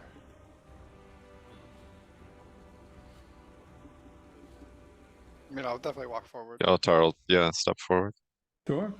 There is like a narrow stair that runs down from this kind of lower area, runs up at a curve from left or from right to left, and you can see the bottom and the top of it. And it just rises to the 10 feet top of her dais, and you can see there's about a 10-foot space between where her large sword-sized claws are kind of sitting on the stone and the edge of the dais. So there's plenty of room for you all to kind of arc out in front of her, if you're willing to go all the way up and kind of sit in front of her like that. Yeah, we're sitting around the teacher in kindergarten. Is it gonna be nap time soon? You guys get comfy. She says, "As the elders fall in battle, their accumulated power disperses across Tyria like a flood. Tarir acts as a focal point, gathering what it can and channeling it into this chamber, to me, so that I can cleanse it of their corruption." And she looks at you, Galatar, as she says that. "Yet Kralkatorrik is much stronger, and he draws much of it to himself, which he devours with an endless hunger, growing ever stronger. When you face him, he will be more dangerous than any of his siblings. His ability to brand living creatures is deadly, and I foresee no path where you and your companions can stand against it on your own. This will be my trial. I am still young, still learning how to master my abilities, but there is no other way.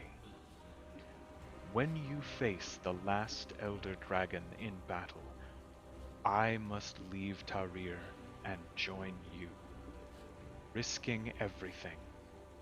My life, the very future of Tyria, to end this destructive cycle.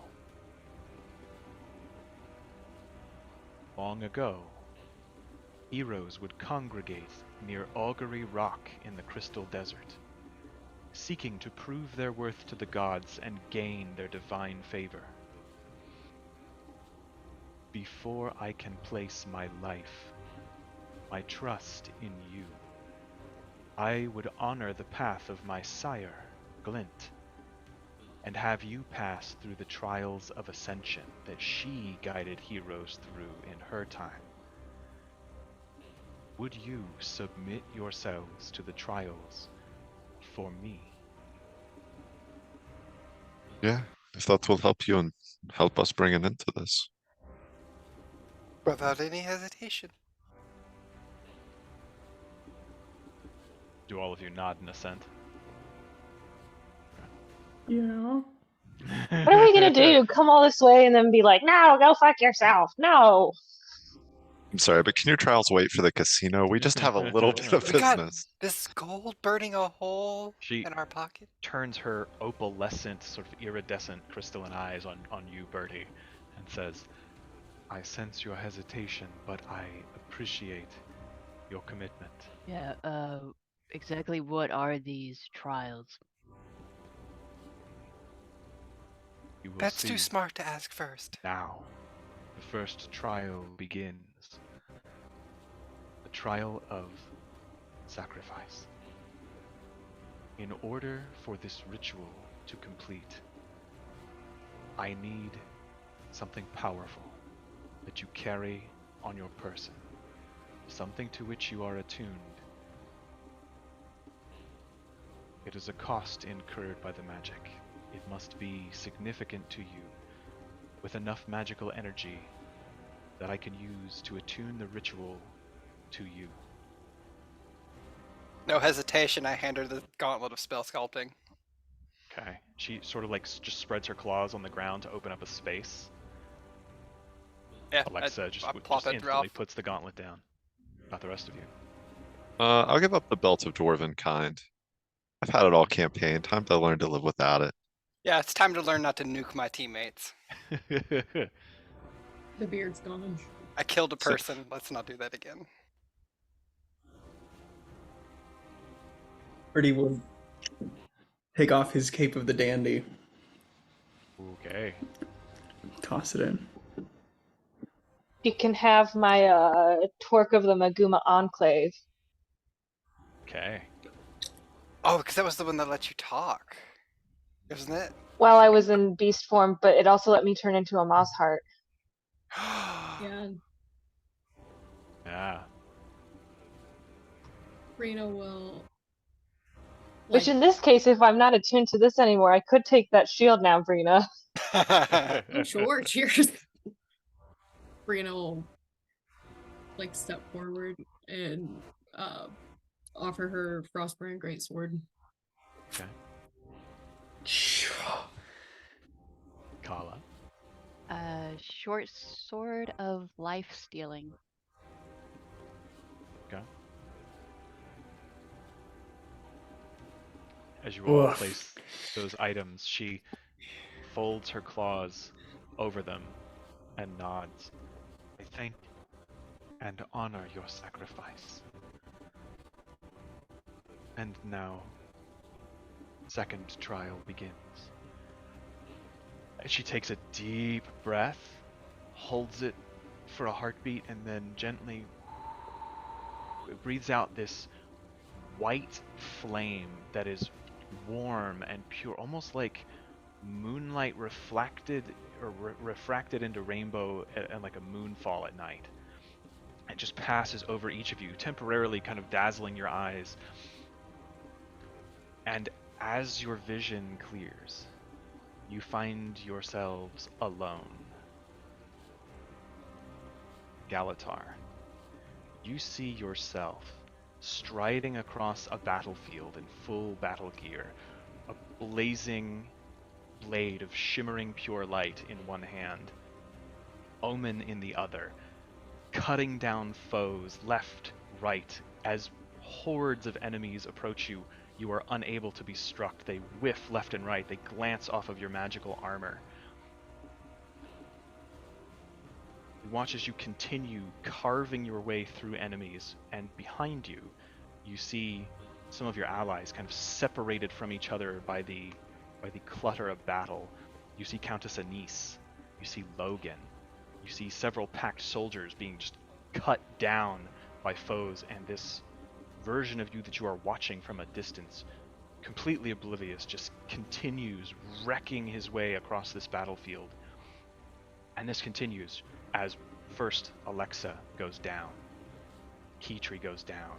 You hear an agonized shout as Birdie to your right falls in battle, and this version of you just continues carving its way through its foes until ultimately there is silence on this field of carnage, and this version of you turns around triumphant, swords raised, but there are no cheers, for all others have perished. And it turns, searching for someone to notice it, and it sees you. As it does so, the scene shifts with the smoke of battle, and you and he are standing in what looks like a great, grand cathedral-style library. Stained glass all along the wall behind him. One giant round window with a stained glass depiction of Aurene casting light down on a raised dais, kind of Hogwarts style, with like two tables on either side where professors would sit. The shadow version of you stands at the top, an arcane tome hovering in the air before him, both swords drawn. And he says, You don't look like you appreciate how amazing I just was. Let me give you a closer look. Brina.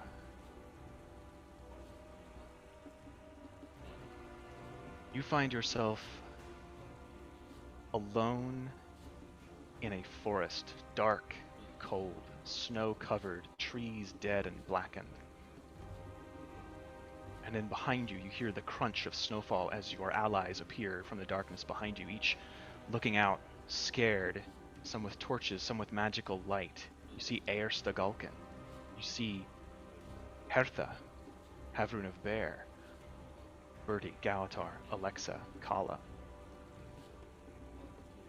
And then a creature rushes out from the darkness, all skin and withered bone, its head like a giant horse's skull with green flames for eyes, huge gnarled stag-like antlers, pawing on all bloody clawed fours. Out of the darkness, it grabs one of your friends and drags them into the shadow, passing within 5 feet of you, but you dare not strike it. And as your friends draw closer, it appears somewhere completely different, emerging from the darkness, rushes past you again, tackles air, drags her with its teeth off into the shadows. But again, as it nears, you pull back, as one by one your friends are taken. The scene changes and you find yourself in Hullbrack. There is a group of warriors all gathered in the great feasting hall at the feet of Newt Whitebear. At the feet of Newt Whitebear's corpse. Hullbrack seeks a new leader to face this deadly threat, this dark spirit of hunger and rage that haunts the nearby woods. Several candidates are put forth, but Brina, you watch as you yourself back away. You will not bring yourself to be submitted for leadership. And ultimately, they elect Hamfast Gurnson,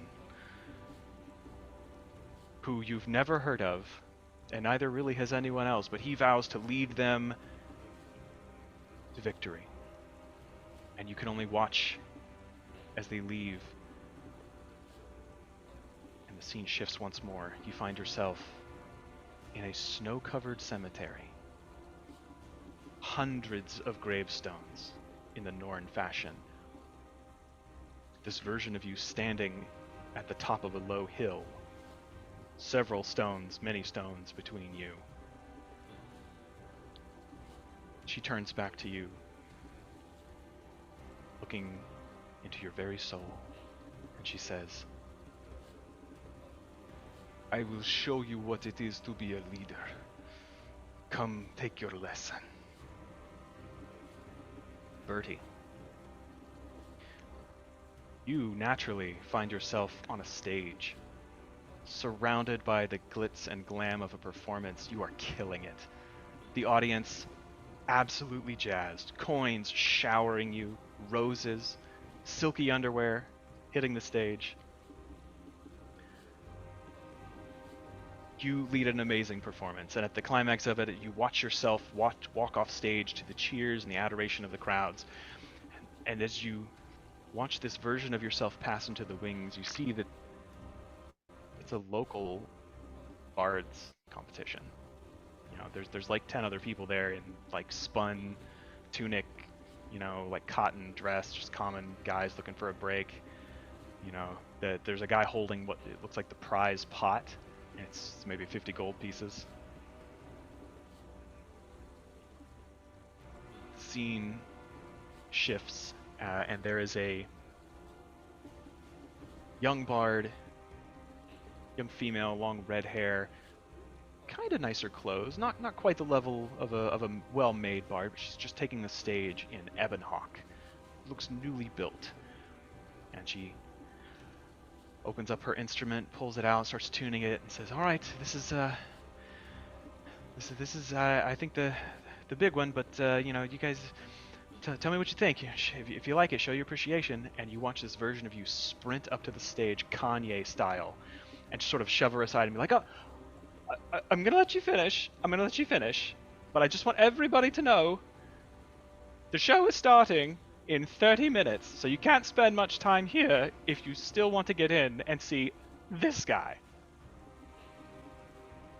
Scene shifts again, and you see yourself reveling in a lavish private bathhouse overlooking what looks like a market square in Ebonhawk. It seems to be like some sort of new construction that that you have built. Your colors, your sigil, your name are everywhere. There are nothing but dozens of beautiful people in the water, beside the water, serving drinks in gold chalices and silver platters. That version of you sits enjoying this lavishness and adoration. From where you personally stand, as you turn, you can see out into the abject poverty of the market square where Ebonhawk children are starving in the mud. That version of you looks up. Change what I'm looking at here.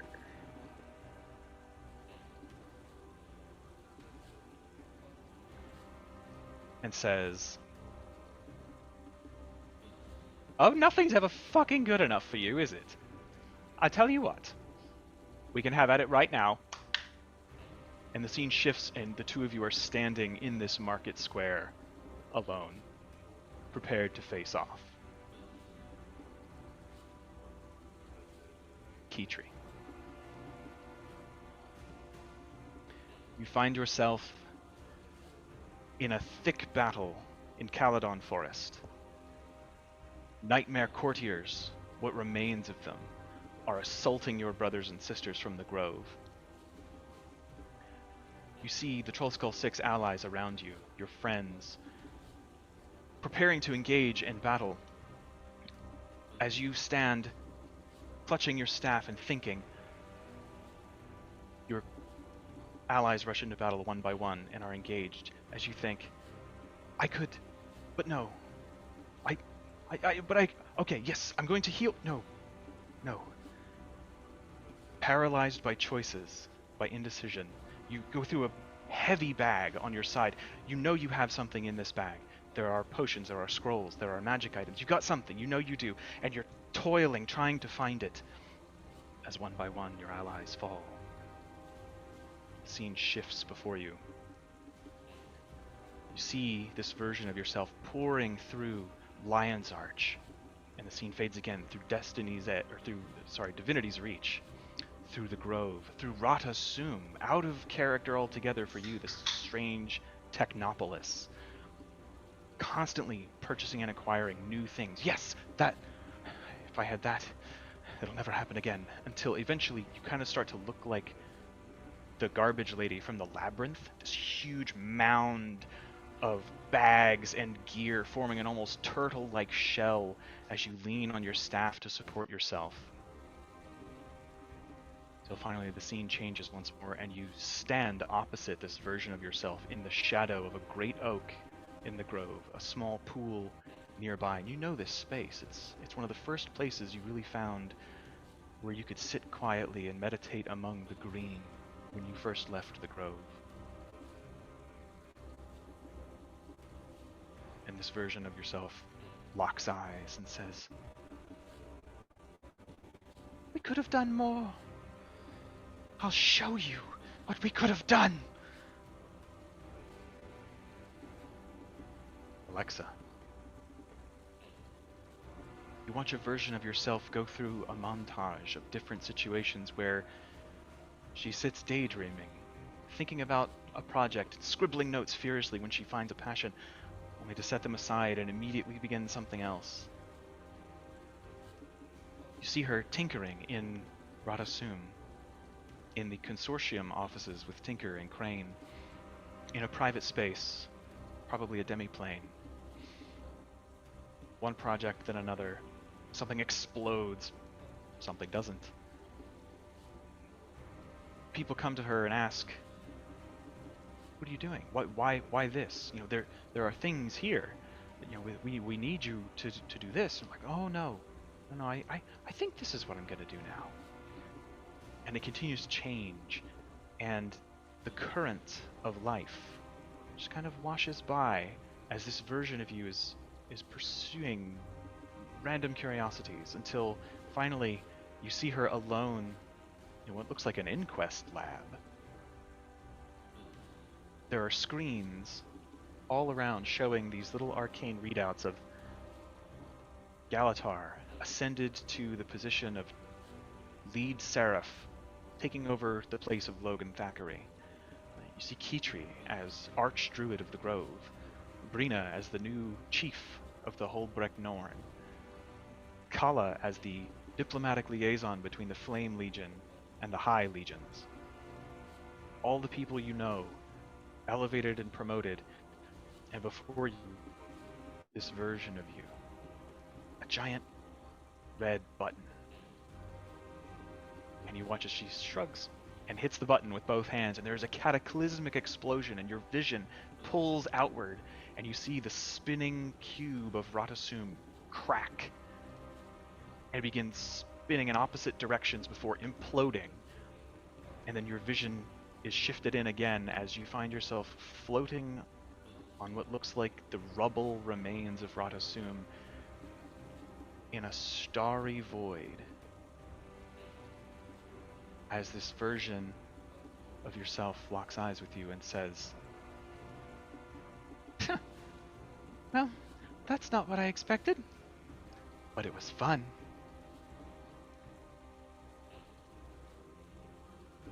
I'm going to pull you all over to the map.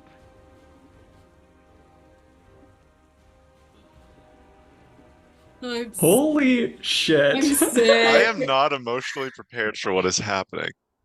Yeah, that was a I'm lot. sick. Oh my gosh. And I would like you all to roll initiative, please. I'm sorry, you're gonna have to give me a minute. I didn't even have the map up. I didn't have like I didn't Oh, have Boundary ready. What As the you fuck? are going He to, said, oh, this is just gonna be like to a role fight your playing shadow session. selves. Right. I gotta pee first. I gotta pee so bad. Okay. Yeah, can we take a We're short in- we're Yeah, break? we could in- definitely This take is a such bio a break. good motherfucking plot twist, man. Oh, I rolled a What the 1. God fuck? damn it. Wow. Did we, Shoot. Holy shit. before we completely depart for bio breaks, the items that we sacrificed? You do not have them. Oh, Brina, do you not? Oh I'm Jesus. gonna die. It's gonna die! You don't have another weapon? Like my fucking javelin. Oh my god. I'm sorry. You can make a I melee have, attack with a like, javelin. 3 other swords on me. I was Oh, gonna you stay want. I'll throw you home. my fucking glitter blade, bro. Good I luck. We were gonna. I thought I was staying home for this. I'll tell you what. We'll go to bio break, and we'll say, since this is an idealized form, we'll say you have your equipment that you gave up, but so do your shadows. That's Oh, okay. Oh fine. my God. That's fine. Brutal, It's brutal. fine. We can talk about it. What did I have- Galatar roll for initiative? Oh, sorry, I haven't rolled it. I was so sorry. 1 second. I'm dumbstruck. There's a lot to take You don't in. carry 2 swords, dude. I guess- For Galatar rolled a 14. I just thought we were gonna go Okay, say I mean, hi. 14. I didn't realize I was setting us Yeah. up for something. I just expected to be like, okay, now you can go do the thing. Not like you'll suddenly be teleported to facing one of the worst parts of yourself. Like Cool. I'm sick. I genuinely like I- got cold chills. I was like, oh, she wants us to agree to like help with this trial that's gonna happen, and we have to go fight Kralkatorrik, blah blah blah. And then all of a sudden, I'm like, we're what? I have to give up what now? Oh my I'll pause it. God. We'll go for a quick bio break. Jesus. So yes, if you currently on your character sheet have Hero's Feast ticked with 18 temporary hit points, take that off. Your shadows do not have that. When I copied the character sheets, I took care of that. Also, I fucking forgot to do Kala's vision. Was wondering. Oh, I kind Oh, of I wondered was also yeah. wondering about if that. it was like some secret thing or whatnot. Nope, that's just me being a dupe. So, yeah, I did. I skipped right. It was between Keytree and Alexa. But Kala finds herself alone, watching a version of herself go through a little montage of awkward social interactions, killing vibes as effectively as she kills foes. Oof. Several high-profile events like diplomatic talks and serious negotiations where Kala will offer some sort of weird downbeat comment and kind of subvert what's going on with the party, but very, very like casual. And it shifts away from that as you see that your friends kind of start fading into the distance, each giving you kind of a look of like, like long suffering. And finally, it ends up this version of you is alone, stalking through dim firelight. You see her draw and fire her bow in several rapid successions.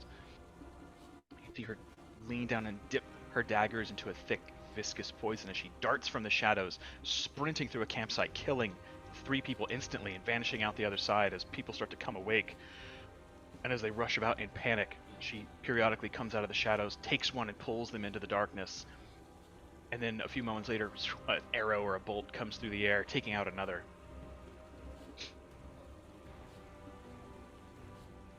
Ultimately, the camp goes quiet, and you see Kala stalk from the shadows and kneel, cutting tails. You see it's the typical sort of lion, tuft-ended tail of male Char. But as she turns and reveals the corpses lying behind her, you see Flame Legion male cubs. Young children, but members of the Flame and males who in the future would have been their fathers were before them. This obsessive hunting continues until eventually you find your shadow self observing from a distance meetings of Flame Legion personnel with High Legion representatives and people from the human kingdoms talking about integration, about peace. You see the anguish and the rage on this Kala's face. Eventually, there is what appears to be a great ceremony, somewhere clearly in Divinity's reach for all the white marble, the blue sky, and this gorgeous hedgerow maze. And as the Flame Legion delegation approaches a dais where Queen Jenna and Logan Thackeray stand with other representatives of the High Legions and the Human Kingdoms to sign on to be signatories of the Treaty of Ebonhawk.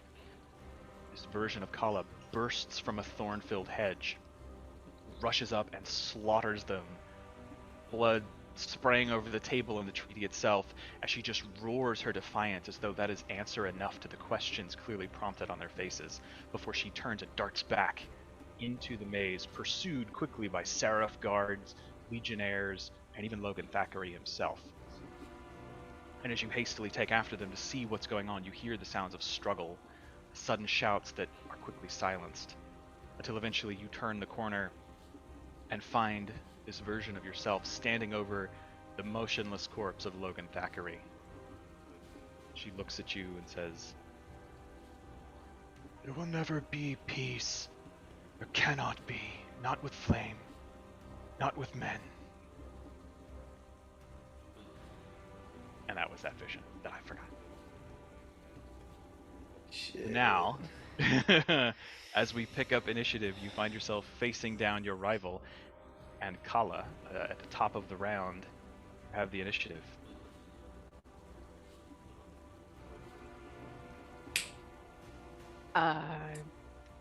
I'll pull out my bow and shoot.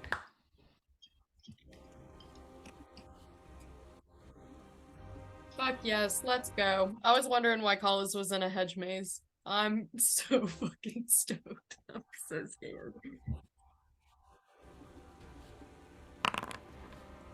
Hmm. 15 will not hit.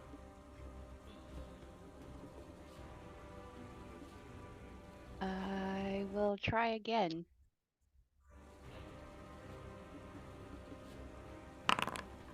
Yep, 22 will do it. Did you bonus action take aim? No. Okay. No, if I did, I couldn't shoot twice. Ah. So 11 piercing? Mm, Because you yes. don't have advantage? Yeah. Yeah. So make sure I click the right one. 11 damage. Alright. So, I will say I left the walls transparent so that everybody could see what everybody was doing. Mm. you cannot see through the hedges, but you can see through, like if you can see right beside your shadow, there's like a gate, so obviously you could see through that if you were standing there. Okay. You gather, like, you could force, you're a big char, you could force your way through the hedge, but it is effectively a very thorny hedge wall. It's double difficult terrain, so it's 4 feet for every foot moved. And, kind of like the Wall of Thorns spell, like it'll do a little damage. Which reminds me, I can bring that up so I have that information.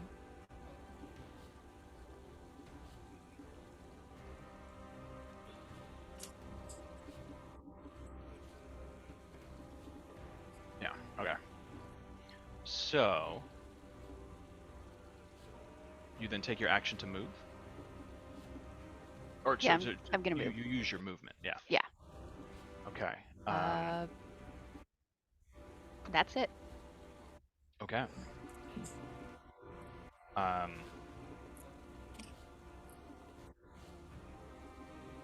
Yeah, I think. Let's see. No.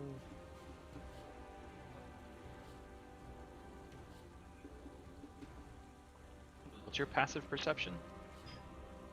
26? 26.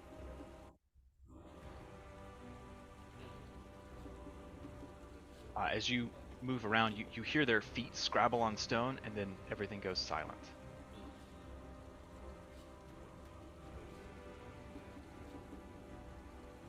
Oh.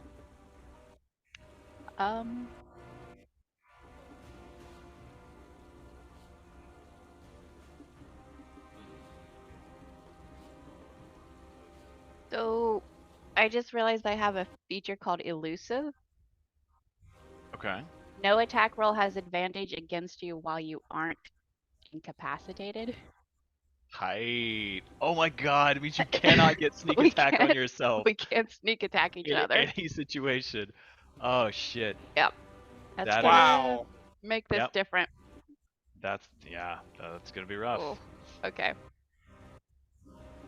Okay, so I will say let's see.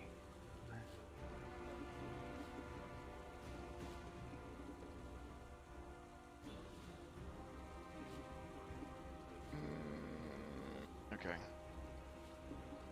So they can't get advantage at all. Ugh. That's brutal.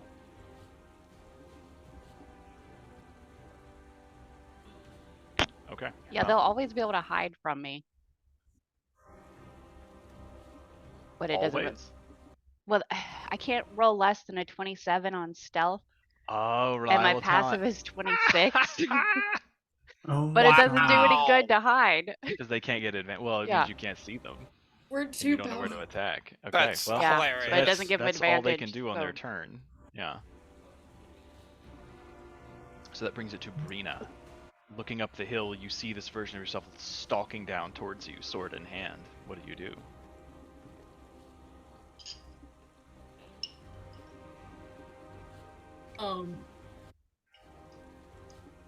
Okay, so rolling on the Frostbrand greatsword. I can play with all my javelins. They're here for a reason. But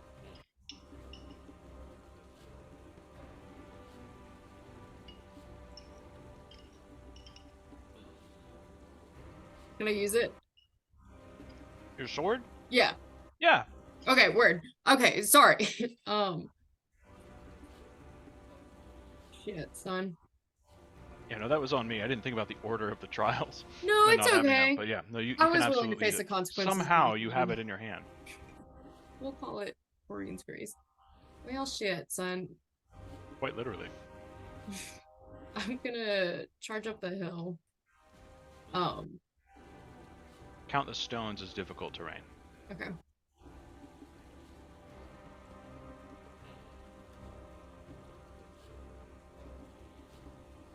I'll end up about. I'm gonna end up about right here and actually duck. Behind the stones. And you know what? I am gonna pull out a javelin. And Okay. first things first, I would like to rage. All right. Fuck yeah. And who are you to call me? And yeah, while I'm here, I'm just gonna throw a fucking +1 javelin. All right. Why not? I'm gonna reckless attack while I can. 27. That'll hit. Yeah. Okay. That doesn't have my rage damage on top of it, but it's also plus. Plus Where is 4 it? now. Was it 5 when you hit level 20? No, it's +4. Sorry. 14. Okay. But yeah. Yeah.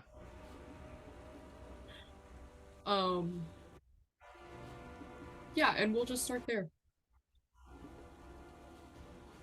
All right.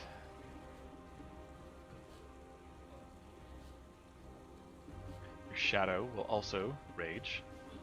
10, 15. She'll just get up in range. Run up here. Attempt a couple of attacks with the Frostband Greatsword.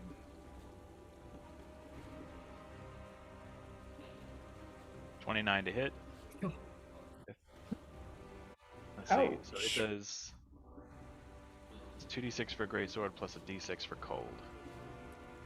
So 14 total damage. Are you resistant to? Yeah, you're resistant to it all because you're raging. So 7 damage to you.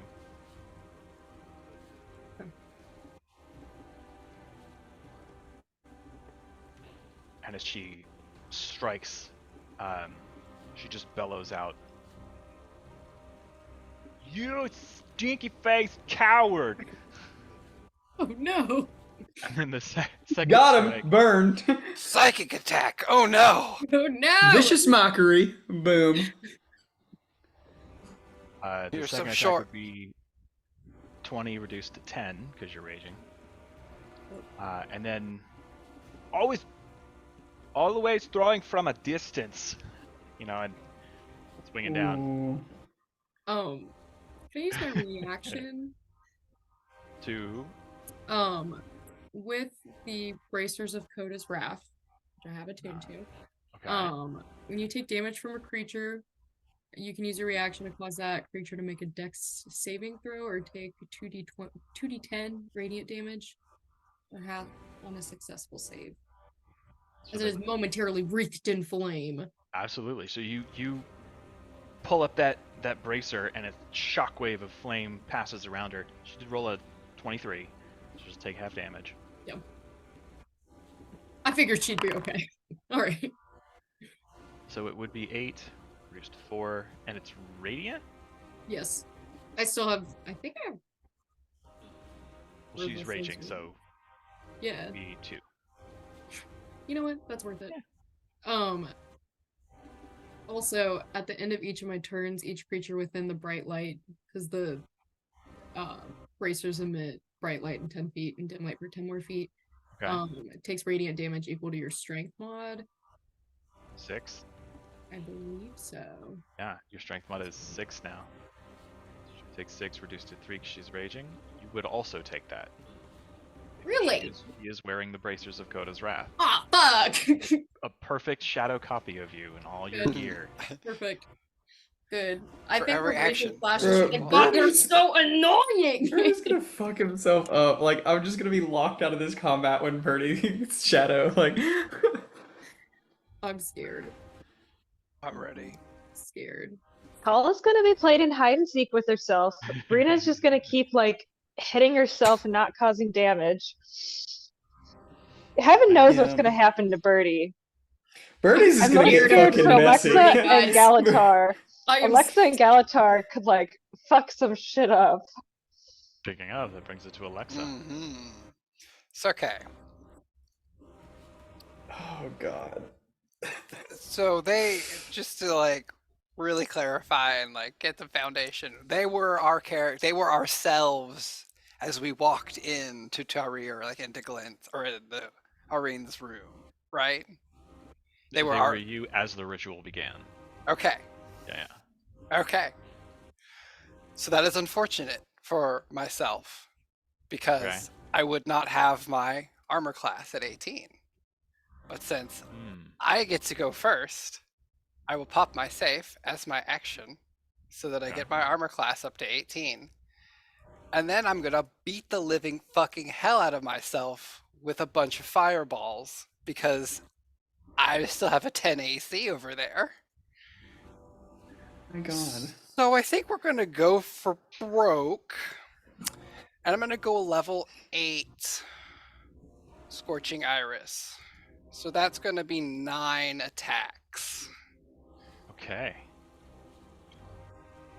Let's go ahead and take myself down. I think that's everything, yeah. 1, 2.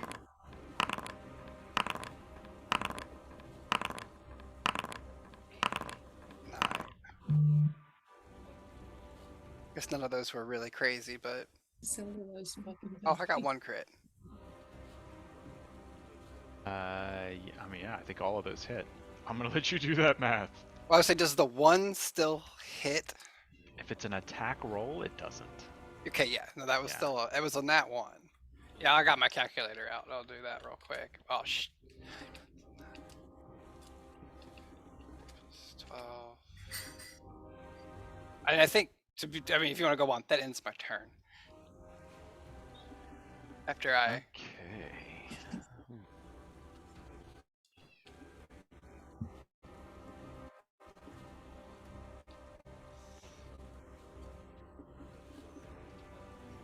Yeah, so 66 fire damage.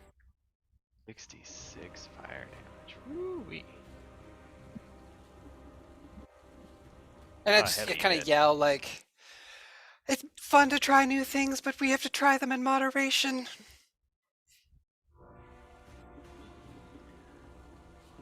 Oh yeah, man, what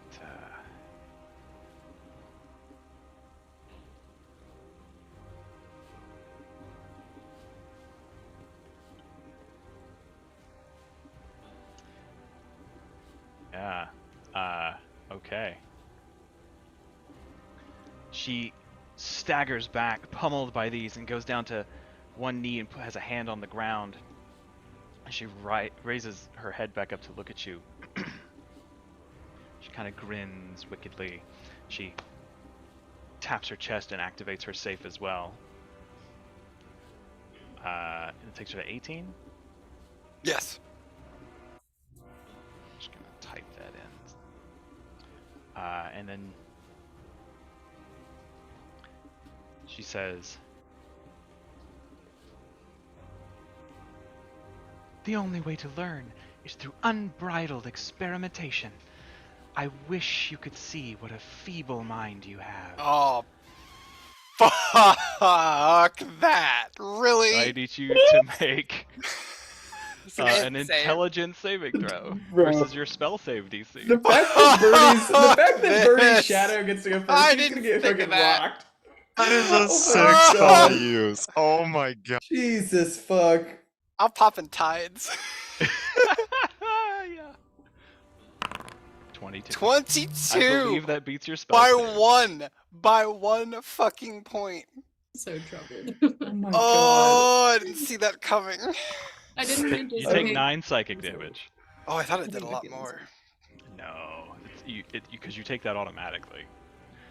But yeah, you just feel this migraine of pain, but you are able to Pull all the wild to- magic of the area. exactly kind of set that aside. That's a shame.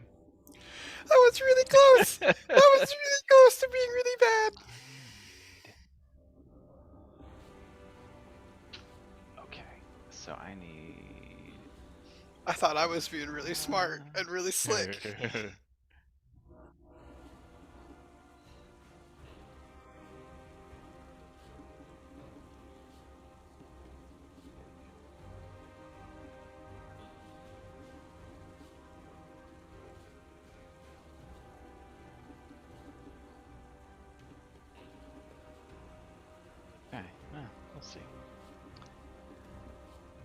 Let's see. She'll back up a little bit. That'll bring it to Galatar.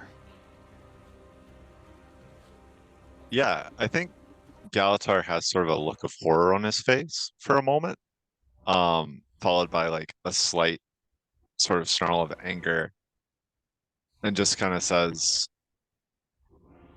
"It's hard to imagine that this is what I always wanted to be." And as he says that, he'll start to twirl his blade and activate his blade song, and then he'll just vanish from view as he casts greater invisibility on himself. All right. Let the mage battle begin. Activate blade song.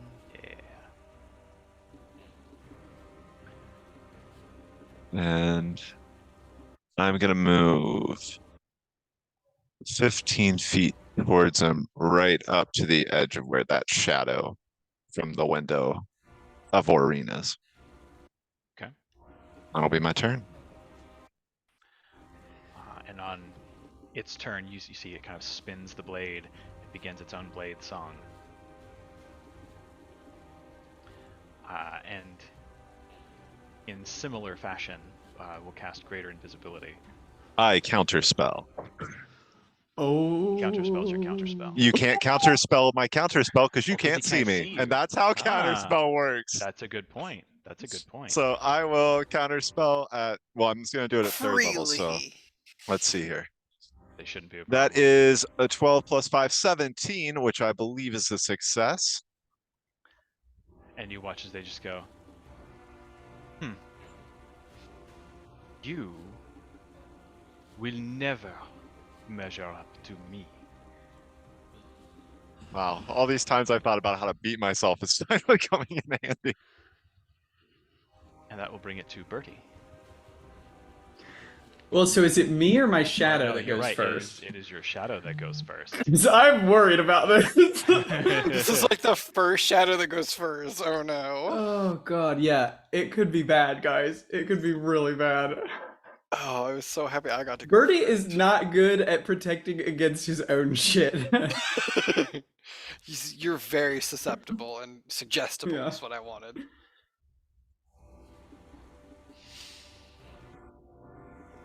Oh boy.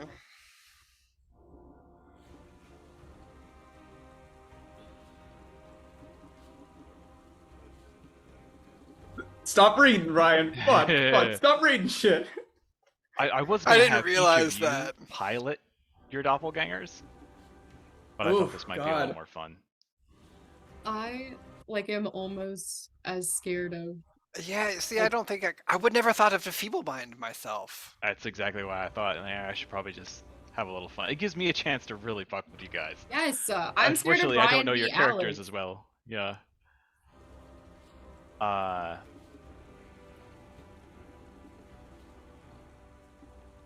Yeah. So I would say, what is this?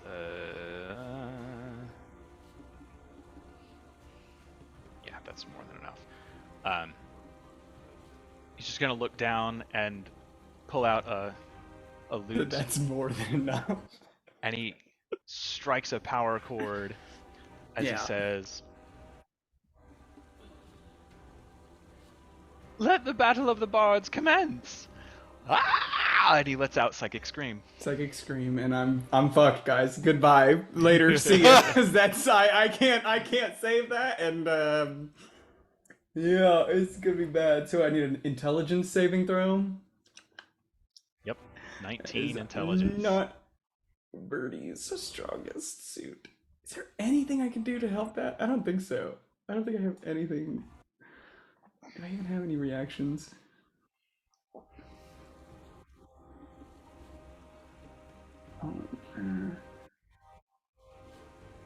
Yeah, no, okay. Please. Oh. Yeah. So you take 48 psychic damage, Yeah. and I believe you are stunned. Stunned. No. Oh fuck. Int save at the end of your turns. So I was like, fuck, because I was like, if I were me, I would have done the exact same thing. I'm like, good luck, bitch. You're not saving against an intelligence save. Fuck. Yeah. So that Flashes takes it of to your turn. Walgrax. For As he instance, I have to slowly roll starts an to walk down towards you. 18 or above to save out of this. Oh man. Yeah. All right. Well, that is rude. So my turn. I will try and make my save. Yep. Oh! Natural fucking 20. Fucking go! You kind of like stir to consciousness, and you see him just like slowly kind of sauntering towards you down the steps. Oh fuck! He stops for a moment, like shocked at your recovery. Let's fucking go! All right. Channeled that Walgrax remembrance. Yeah. And that will bring it to Keytree. Let's see. Who can Keytree cast spells in wild shape now, I think? I'm pretty sure. Yes, I can cast spells in wild shape, and I also can almost entirely neglect components. I think. Yeah, I think expensive materials, maybe? Well, yeah, so I think it's you can still cast. You can cast spells You that can require. use, Sorry, go ahead. and ignore verbal, somatic, and monetary with no cost and aren't consumed components when casting in normal or wild shape form. So it doesn't. I guess it doesn't change. You can just How we've been recast playing. when in wild shape. Like it's like casting a wild shape with a focus. Yes.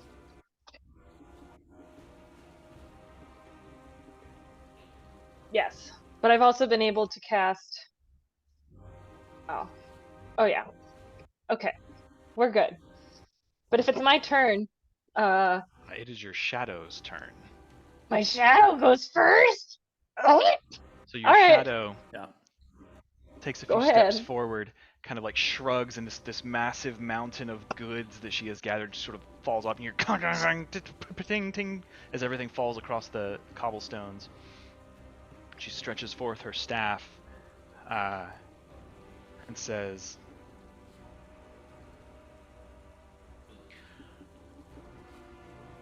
"Why don't we just simplify things?" And she starts to wave the staff as you watch an arcane sigil traced as she casts Shape Change. And let's see, I think I can do it this way. Can this do?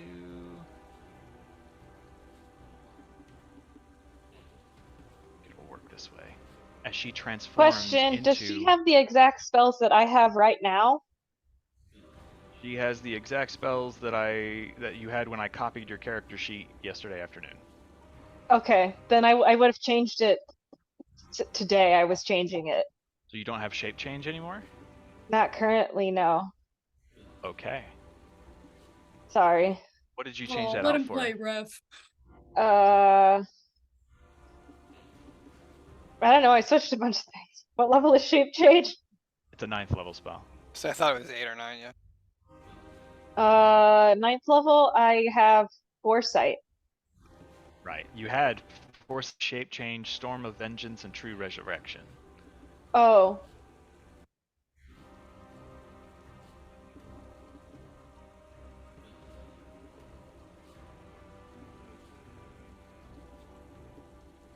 Yeah, no. Alright, hang on just a second. Let me see what we got.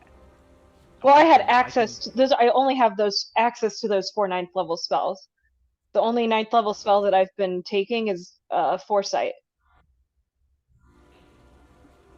What I can do is... Give me 1 second. I'll just re-import the character. It'll just take a second to sync. Default is fine.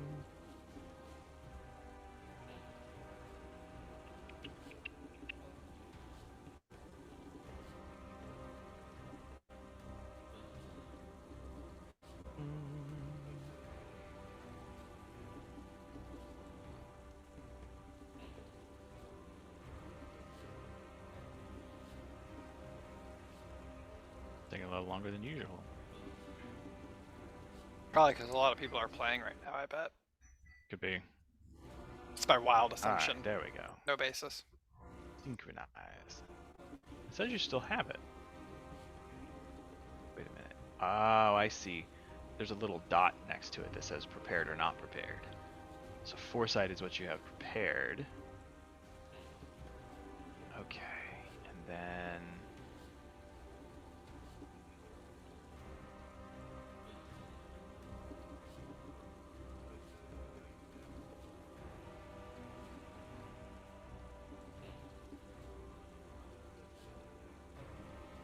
okay. Sorry to ruin any strategy you would have had beforehand. Not a problem. Unlike Galatar, I have not thought about how I would best take myself down. Oh, I have no idea either. So she is going to transform. She's gonna wild shape into a giant spider. Mm-hmm. Now it's not gonna let me do that, so I'm gonna go back up here. Since she can cast spells,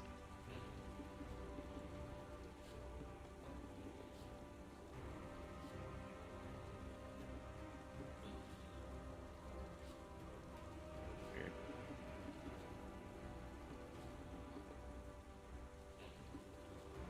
Shit. I don't remember which was which. Oh, it doesn't matter anyway. She is going to cast Blight at 9th level. At 4th level? There we go. Do not... Does she count as a plant? Do I count as a plant? But I'd be magical. Technically, no. You are magical. Oh, it's a good point. After Good after point. a fashion. If you yeah. target a non-magical plant that isn't a creature. I guess you are a creature, I suppose. I didn't think about it that angle. So I need Real Keytree to make a Constitution saving throw, DC 19. So you take 48 points of necrotic damage.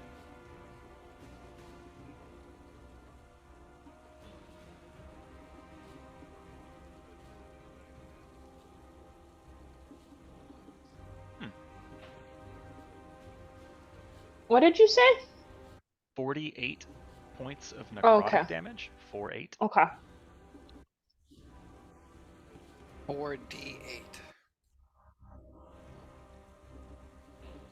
Okay.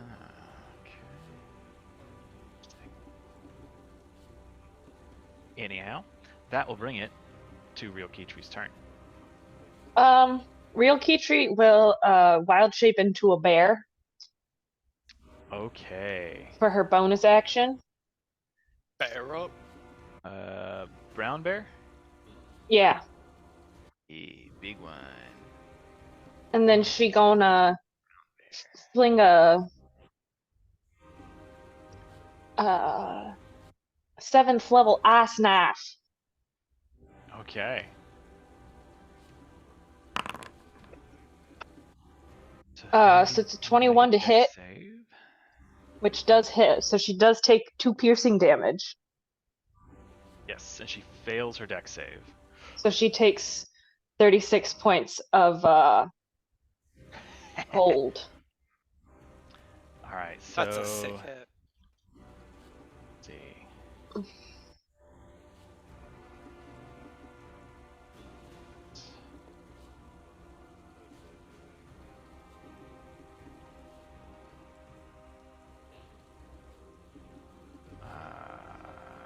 So that drops her immediately out of giant spider form. And the damage left over she takes. Yeah. Solid hit. Okay, now. Oh, yep, that's it. That's my turn.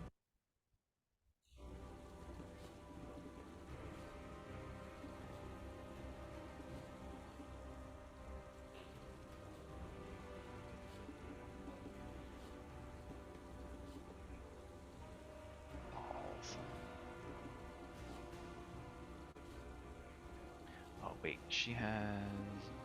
So I can Let's see. Not that one. It's this one.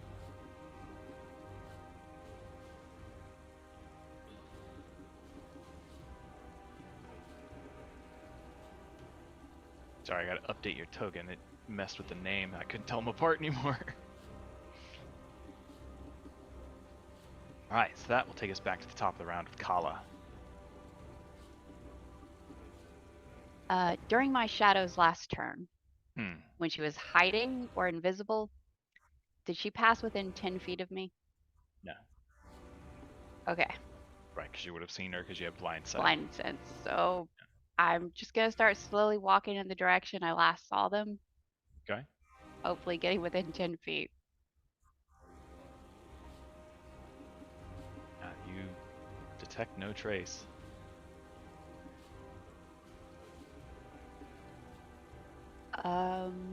Yeah. I can't find them, then I Yeah. will pull out my short sword and hold an attack for if they get Okay. within range. Yeah, for when you detect them coming in near. Absolutely. Yep.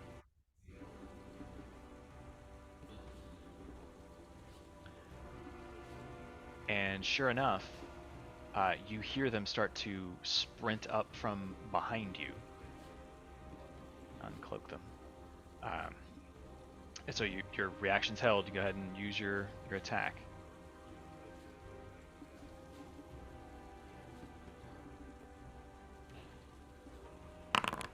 That'll hit. For 11? Yes, just 11. Okay. And they are going to... The short sword of wounding? Life stealing. I don't have the wounding sword equipped because it's more complicated in how it works, so I swapped to life stealing. Hmm. I do also just have a +1 short sword. Oh, here we go. And it even says it's equipped. It's just not showing up in the shortcut. Anyway. 16 does not hit. So they take that blow as they're trying to swing at you, and their blow goes wide, and it does not hit, unfortunately. They are going to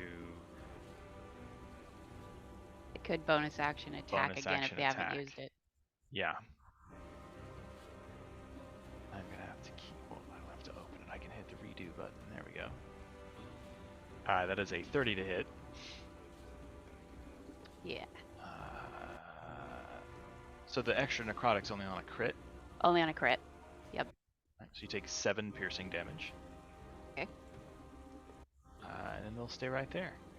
Combat is engaged for reals. Yep. And that brings it to Brina. Oh my gosh. I'm just gonna roll the hit. I'm gonna reckless attack. She'll do the same to me. Fuck it.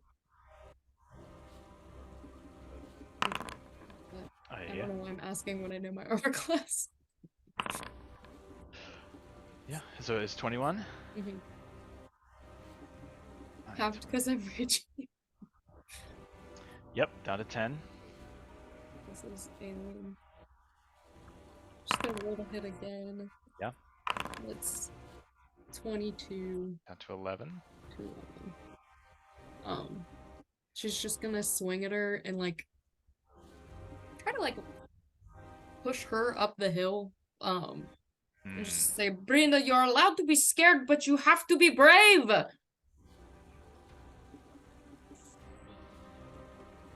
Make a persuasion check.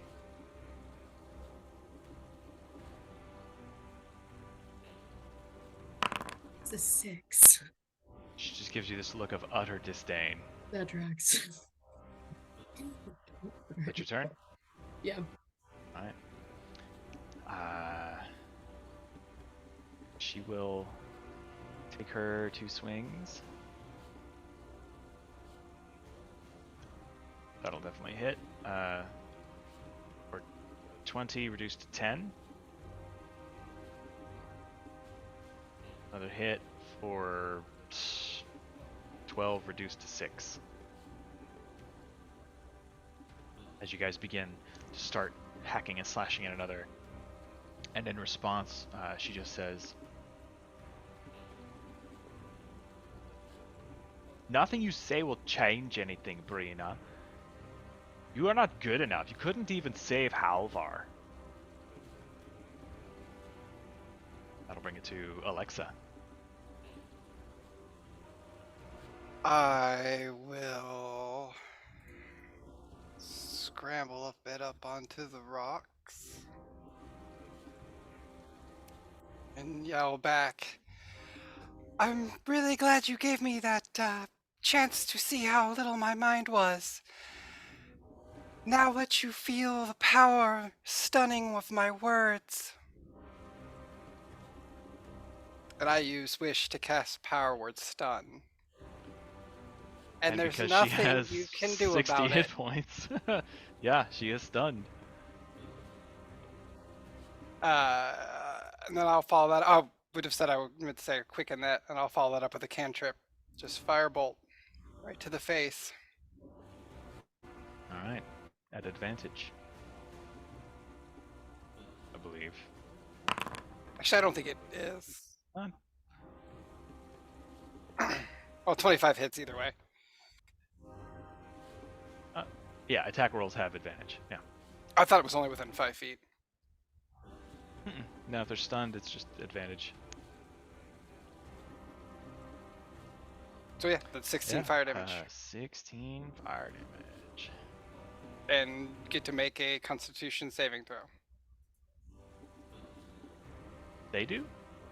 At the end of your turn. Oh right, yeah, because now it's their turn and they can't do anything, so they get to make con save. 25. Fuck. But that's the end of their turn. As they sort of stagger back, reeling from that experience, that momentary stun, you see them kind of shake their head. What do they say?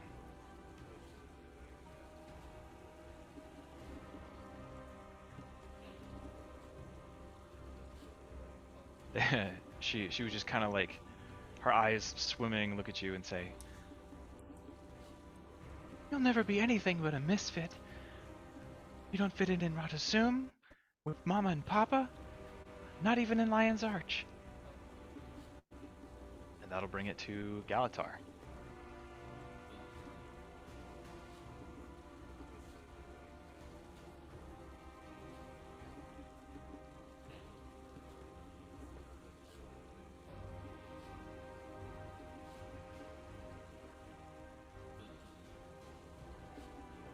Altar is gonna slowly approach his shadow, walking up, and as he does so, not really trying to be stealthy or anything. Oh, sorry, it's up here. I keep forgetting that this has the mic you can move or not, and we got butternut squash pizza. It's a whole delicious thing. Anyway, Galatar will kind of slowly walk up and not really trying to be quiet. Will kind of talk to his shadow as he does. And just say, "Every night I wish to be a hero with every story rolled in dread." And as he does, he'll start like swiping with his blade at himself. And put a little booming blade energy on the first one. Oh, that's not gonna hit. That's a 15 to hit. So that's gonna miss. He'll take a second swipe. Oh, that's an 18, so that's a 30 to hit. Alright. What does your Blade Song make your AC? It would make it 20 because I don't have Mage armor? Cormier's favored. Yeah, my mage armor up. Cool. Okay, so that is a 17 points of slashing damage. Alright. And we'll end his turn there, just kind of hacking away and talking. Okay.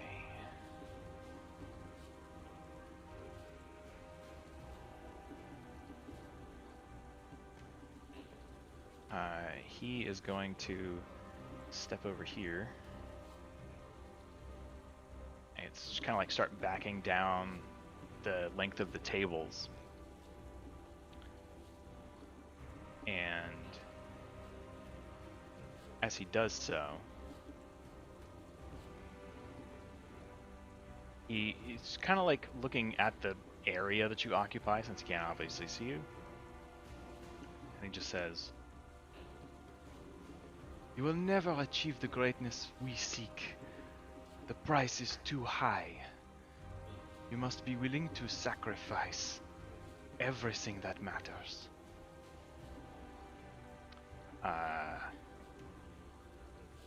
And he will level his sword at you and attempt to cast a spell.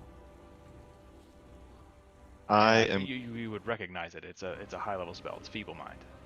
Oh, Or sorry, no, that's not prepared. I forget that there are prepared markers on here. Shitballs. He could cast Feeble Mind. He could have different spells prepared. That's fine by me. Nice. He's mirrored you. Okay. He starts to cast Crown of Kryta.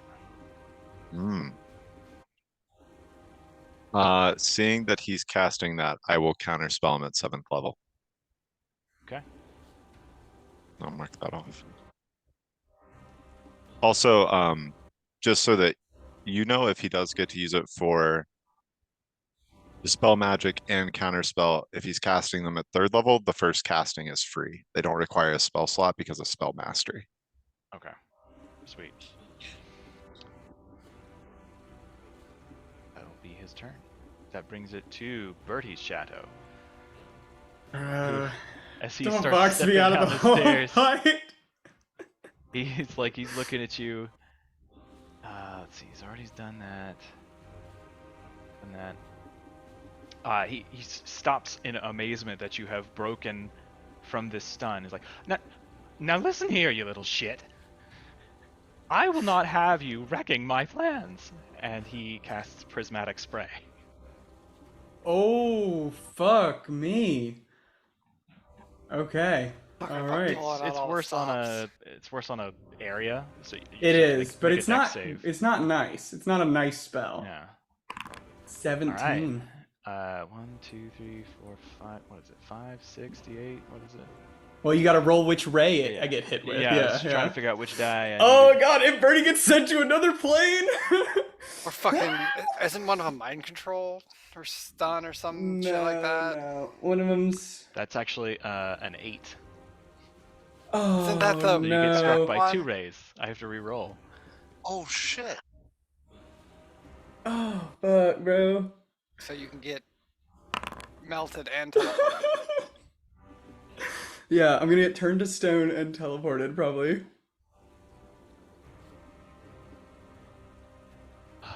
Yeah, you're Okay, fucked. so because you failed your save, you are targeted by numbers 1 and 2, red and orange, fire and acid damage.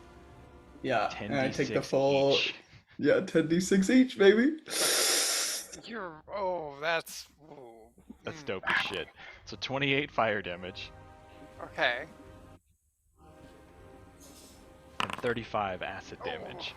That's. I'm really gonna miss Birdie. I'm hurting. I mean, that was. I not love a how pleasant our experience fights are for like sure. black and white. Some of us are rocking, some of us are just Yeah. face planting. And he just sort of like takes a couple more casual steps into the square, brandishing his magic and gripping the neck of his lute. Okay. That'll bring it to you, Birdie. I pull out my loot. Firstly, as a bonus action, well, let me do the action first. I pull out my loot, and I'm going to cast Dominate Monster. Okay. So he needs to make a Wisdom saving throw. And it's straight roll. He would have advantage, but I would have advantage to charm him with my loot. So straight roll, Wisdom save, DC 19. 13. And I give him the vague instruction, heal me, bitch. Okay. All right. And then I'm going to, as my bonus action, give myself, I'm going to turn on my Unbreakable Majesty. Oh, shitballs! I forgot about Ah, ah, that. ah, ah, yes, I know you did. And I was like, thank God. So, we have him for a couple rounds to heal me up with his spell slots, and then he will experience my full spell slots. All right. Oh, that's so good. That was so good. Thank you, thank you, thank you. I'm glad I thought of it. Yeah, so while he's charmed, I have a and there's no saves once you fail the first one, unless you take damage. So you are under my control. Oh, okay. For as long as you concentrate. And Yeah, spell this Like is slot. an hour simulacrum. long. This is an hour-long Gotcha. spell that I can concentrate on. Yeah. All right. So for an hour, Birdie Shadow obeys my commands. Okay. You dumb bitch. He's like, you dumb bitch. I can't believe you wouldn't think of that. You're so fucking stupid.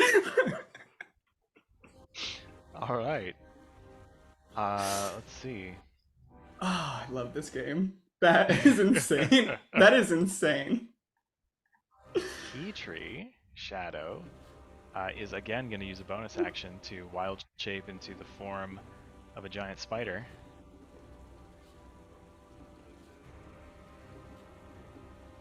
And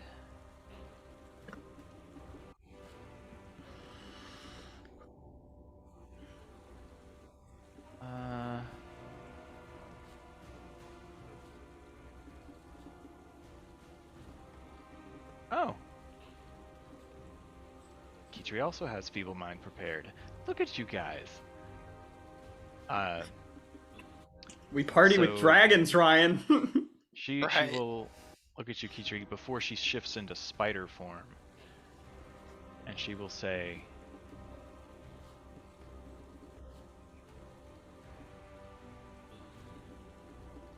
"Poor little thing. Never ready, never prepared, and no one in the grove will mourn your passing." And as she shifts into spider form, she will cast Feeble Mind. I need you to That's make intelligence, an right? saving throw. Dangerous spell. So you take 13 psychic damage and you What are the hell? stunned. Sorry. I can't, for whatever reason, when I hit it on D&D Beyond, it doesn't roll on D&D Beyond. It just sends it straight to the tabletop, so I can't see it. Oh, yeah. I'm Really, rolling like it was roll on shit. 7, yeah. Jesus Christ. Okay. Oh, yeah. Yeah, Oh, that's but that does bad. a brown bear. Hold on.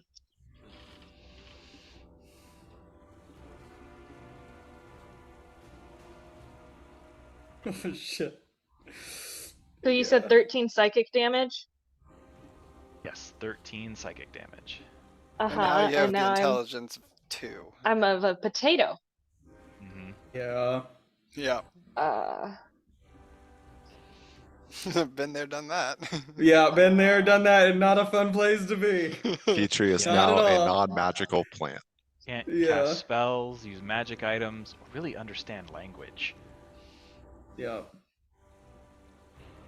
But you do recognize friend from foe, and you can defend yourself and your friends. But I'm still a bear, right? Yes. But now you're more like a natural bear. Yeah, you're the most bear you've You've ever fallen You're back been. on really a instinct. bear now. Yeah, you are And actually Bear a tree is bear. dead. Bear She lives. is going to close the gap on you, and it is your turn. Oh, cool. To save me some movement, I guess. I'll use my multi-attack. Hell yeah.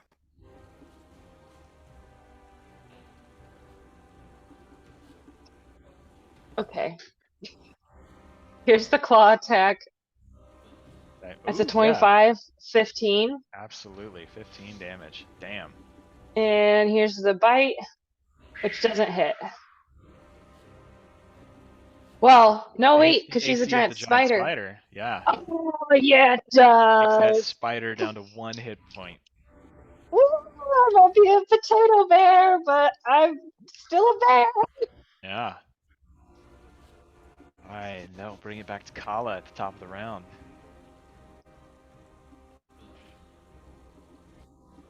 Kala looks at her shadow and is just like, what's the point of this trial? Like, we already know I'm good at killing stuff, so. And then I stab twice. Okay. And to prove my point, Oh, 15 does not hit.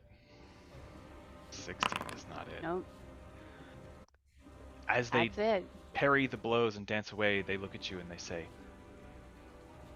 "Trial? I don't know what you're talking about, but there can be no peace. Not while flame males live."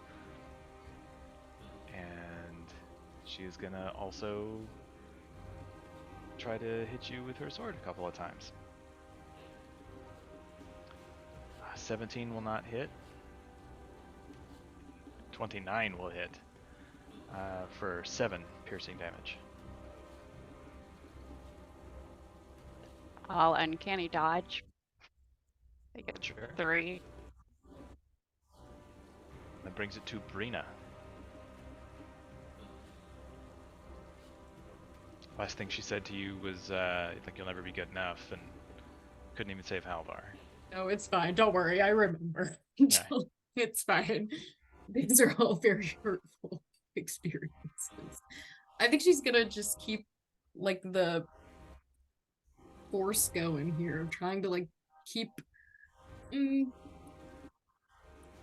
don't know. Yeah, fuck it. Am I able to? These are difficult terrain, correct? Yeah. Yeah. All right. Cool. She's gonna move to take, like, the higher ground here. Okay. Just kind of pivot around her. And just start fucking wailing. And just start fucking wailing on her.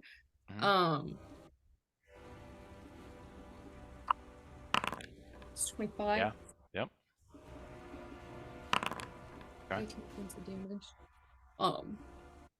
She's gonna say, Halvar made his choices, and we did the best we could. She's gonna roll to hit again. Okay. Yeah. 6. Nice. Make a persuasion check for me. Okay.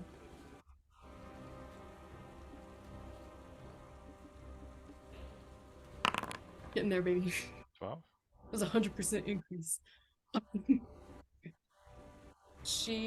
Let's see. To end her turn, we'll both take that damage from the bracers. But they're gonna flash and she'll say, Halvar saved himself because we gave him the chance. And she's not sad, but very frustrated with herself. Like, she feels like she's dealing with a child. Okay. Okay. Yeah, that'll be the end of my turn. We'll both take that fucking... Yeah, what is that? 2d6? 3d6? It's 2d20, but that's as a reaction. At the end of each of your turns, each creature within the bright light takes a damage equal to your strength modifier. 6. 6. But You reduced. each take 3. Ugh, what fun. Let's just do it, babe. Alright, cool. That's our turn. Classic Rena move.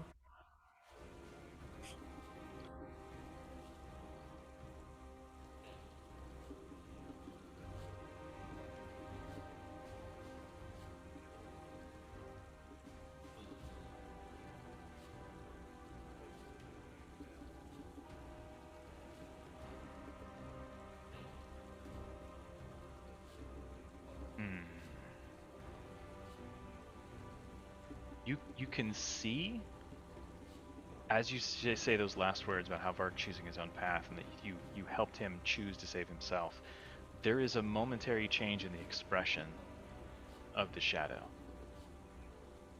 You already made one check, so I can't have you make another, but it seems like your words have had an effect. That'll bring it to Alexa's turn. Wait, hang on. Did she fight me? Oh, Oh, shoot, yeah, no, yes. yeah, I don't think Sorry, she no, did. yeah, No, absolutely. No, it's fine. No, it's like... Yeah, for How real. many points of damage do I take? That aren't Let's see, emotional. 26, so that's two hits. 18 reduced to 9 damage, and 16 reduced to 8 damage.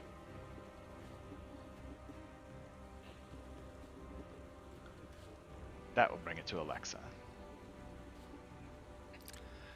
I will retort with, we may have chosen to be misfits, but now I've chosen a new family. And I will start forming my hands together, and this big electrical ball starts to form, and I will use Lightning Bolt at level 5. Make a persuasion check. Where's that P? 20.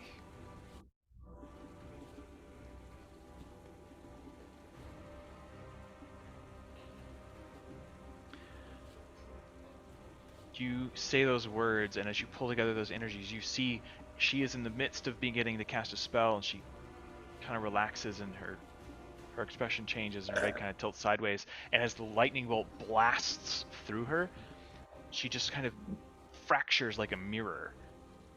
And each piece, as it turns, glistens with a sort of rainbow light scattering across the ground, and shatters.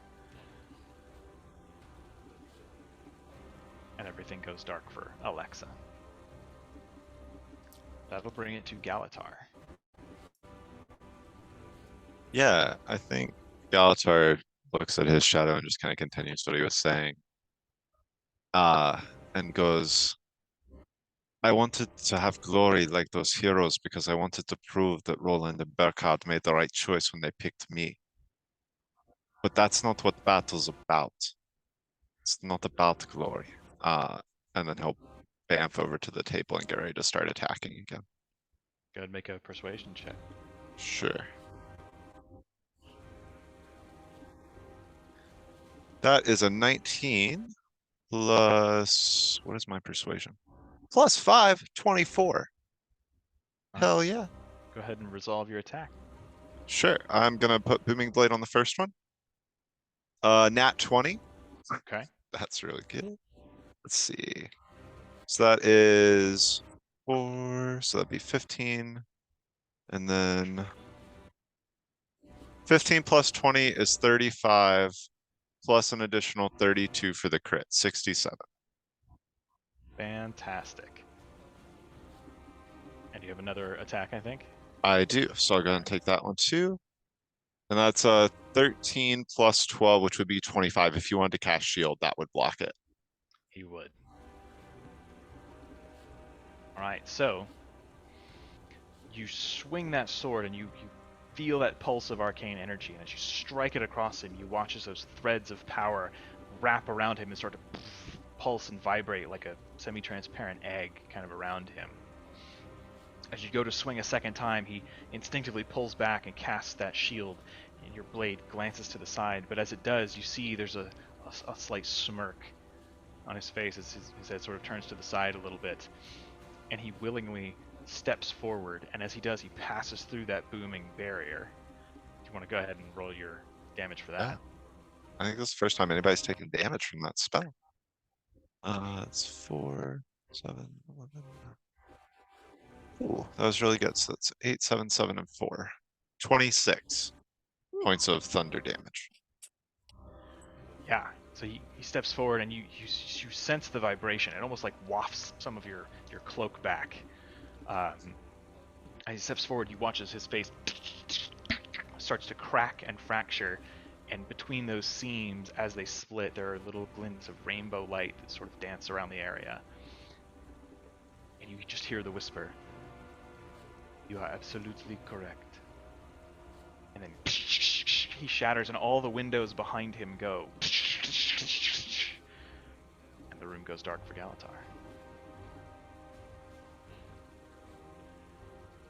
Which brings it to Bertie's shadow, who is gonna cast a healing spell. Now, what's your big dog? Like, what do you so- want to heal? It's your choice. So since Dominate Monster, you have to complete heal it to the spell? best of your ability. It would have to be his highest level heal that he's got.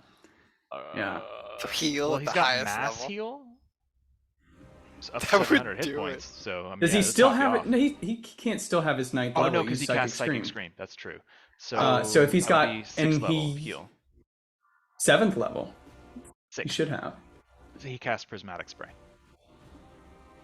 Okay, Oh then no, it you're should right. be He his has a 8th level slot heal. 'cause he has. You can You're right. He has 2 upcast it. slots. So if Yes, he's still you're got right. his 8th level, it will be his 8th level heal, which will give me 90 hit points back. All right, there you go.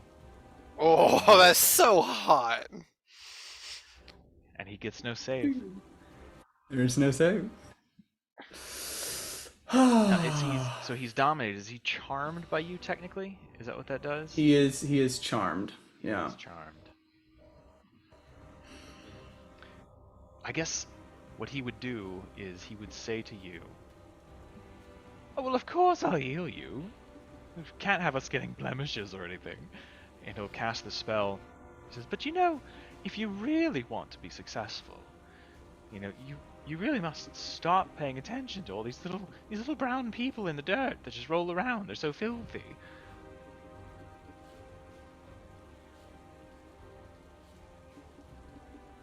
I think you forget that we were once one of those brown, filthy people, Birdie. Persuasion check.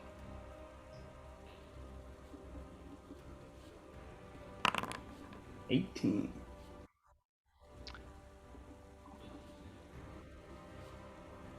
You say that, and he takes a couple of steps forward as you're feeling your wounds close up, and he locks eyes with you as he kind of reaches forward and starts straightening your collar, puts a hand on your chest, looks at you, locks eye contact, and it's almost like one lover gazing into the other's eyes. And he just says, "We were, weren't we?" It gives you a wink before shattering, little bits of prismatic rainbow light shattering everywhere.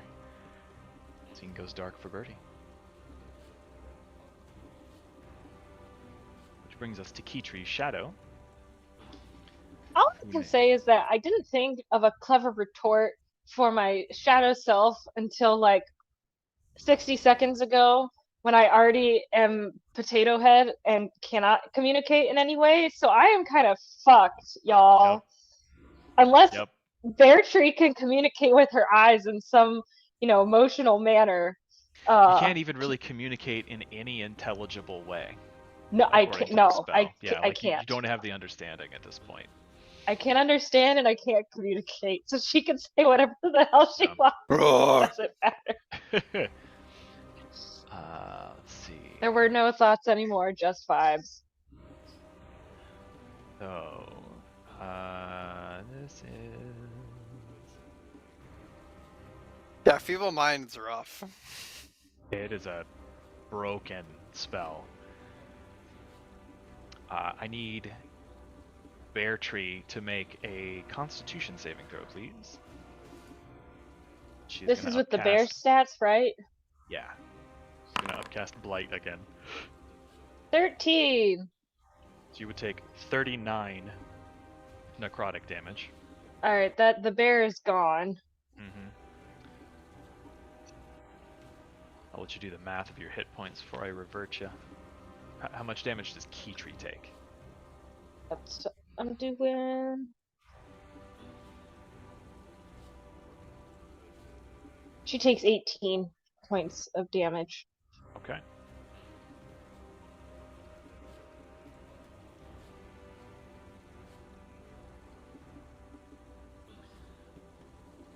And that will bring it to Keetree's turn. What can I do? Can I even attack? Yeah, you can attack. You can attack, defend, you recognize enemies as enemies. Can't wild shape because that is technically magic, even though No, it's that's like, hate magic. yeah. Well, no, you can wild shape. You can't cast spells or activate Oh. magic items.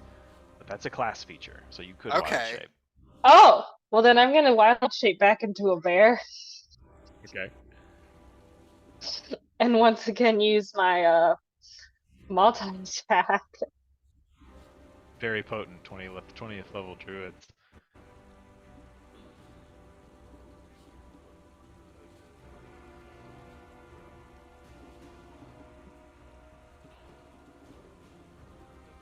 How do I? It has me shown as the bear, but when I click on the token, it's not. Oh, there it is. We're good. Woo!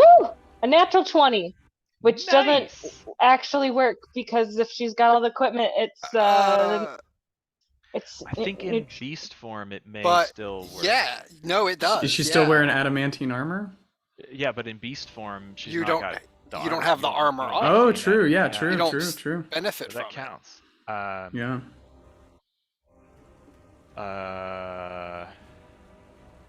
Yeah, so it'll be 20.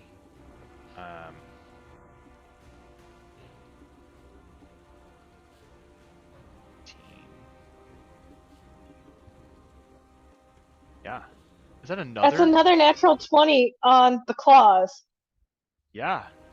Now she is wearing the armor though. So Yes, the it is. It does come into play now. 10. Still, yeah. A couple solid hits. It's still crazy to get 2 nat 20s. Yeah, that's dope. Then that will be Right. it for our simple girl. But no natural 20 on Vicious Mockery. And Kala, that brings it to you. Kala is gonna flip her sword around and sheath it and Okay. say, we made peace with humans, we can make peace with Char. Ooh, make a persuasion check. Yeah, it's not gonna go well. Hmm.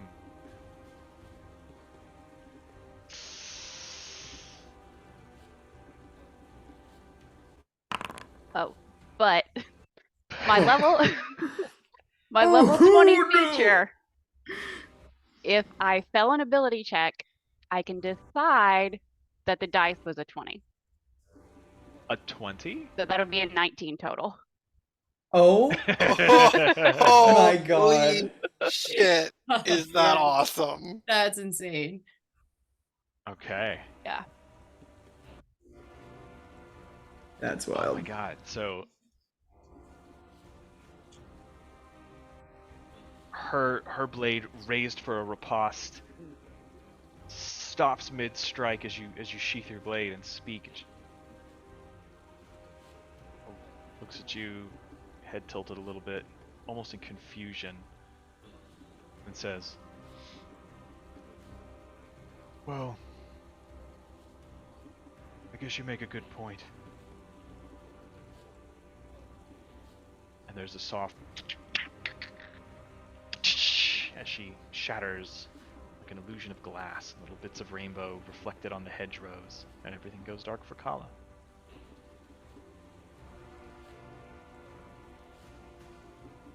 Which brings it to Brina.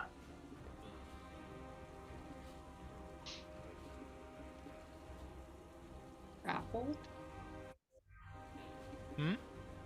Rena's gonna try and grapple. Okay. Also, how do you grapple?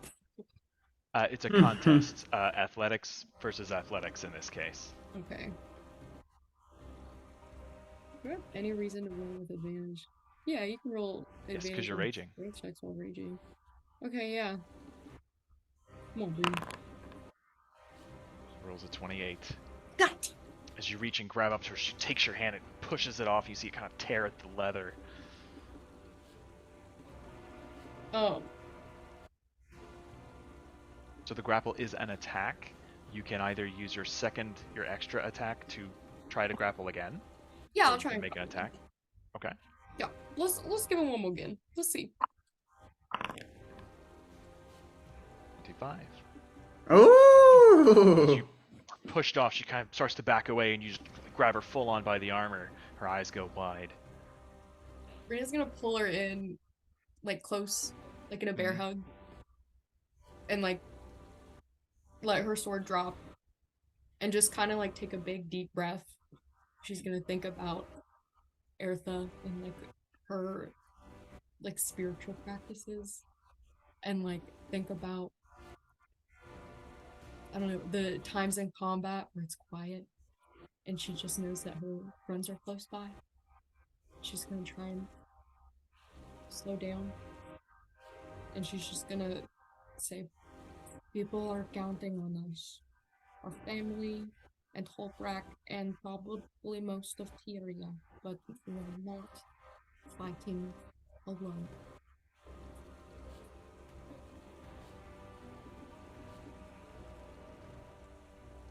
As you pull her in and wrap your arms around her, pull that form close, it's odd, feeling your own body. And you just hear the faintest whisper of a sob in your ear as you feel, and it shatters, but it doesn't explode outward. It sort of crumbles to you as you pull it in. You see like some of the bits of gold, rainbow light that are reflected just seem to like fade into you. The world goes dark for Brina.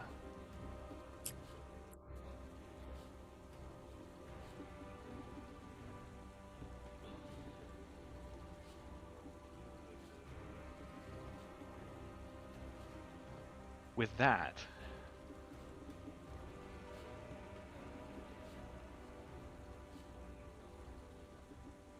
Kitri, almost unbeknownst to you, the world fades to black. And you all find yourselves once again in Aurene's chamber beneath the city of Tarir. You're all standing before the great doorway. There are 3 or 4 steps down, and then a precipitous, straight drop into a bottomless black abyss. And that seems to ring the edge of the room. In the center, Aurene's dais still stands. See her propped up on the golden stones, about 120 feet away from you. Each of you stands alone.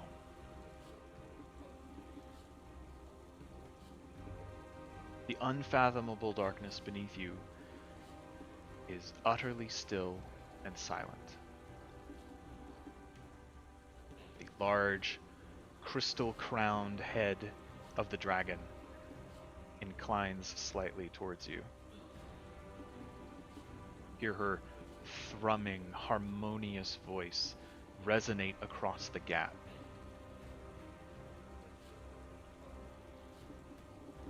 Very well, champion. To complete the ritual, you have only to kneel before me here. Not in servitude, but as a gesture of trust.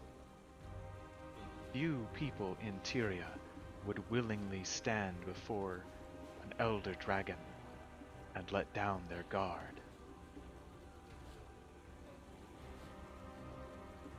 She gazes at you silently. What do you do? Question.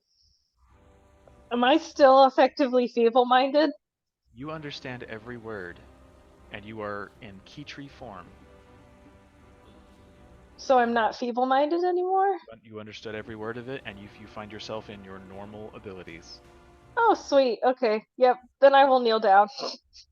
Yeah, I mean, like, I'm definitely looking around, like, everyone's here. I'll kneel down. No one's there. Each of you stand alone in front of the door. And when she says, "Kneel here before me," she taps a claw on the dais in front of her. Yeah, I'd walk up.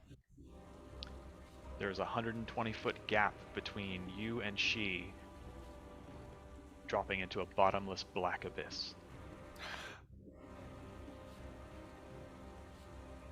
A yawning chasm that stretches from your little area in front of the doorway and her dais. Everything else is just this gap that descends into darkness. I think Galatar would set down his sword and just start walking towards her. Okay. And just trusting that he won't fall into a chasm. Sorry, and just trusting that he won't fall into a chasm. Okay. And the rest of you, what do each of you do? I'll turn into a little bird like a little bluebird or something, and just sort of slowly fly my way over, and then like land on the dais. Okay. The rest of you. Rena will, assuming her winged boots are still on, she'll like fly over and like fly like eye level with Aurene and just say like, "Thank you for letting me forget. I hope that this time you will trust me to remember." And she'll float down and kneel. Nice. Kala.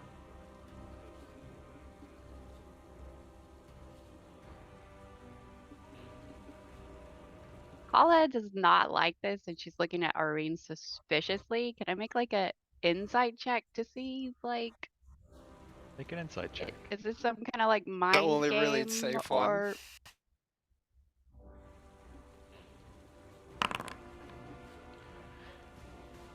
Even from her alien visage, you can pick up signs of curiosity. Mm. A little bit of like a slight decline of the head in what almost you could describe as disappointment. Mm. What do you do? I'll start walking forward. Birdie? I think in a kind of strumming on his lute, there's kind of like a whirlwind of glitter where he kind of disappears and using Dimension Door appears on the far side of this chasm. Okay. And Alexa. Yeah, she has no idea, and then gets this flash of inspiration from some other place of Brina using her boots to fly, and I will also cast fly on myself and just kind of like walk over the chasm. Okay. Kitri, you begin to step forward and nothing happens. You just step forward. Your shape does not change. How do you react to that?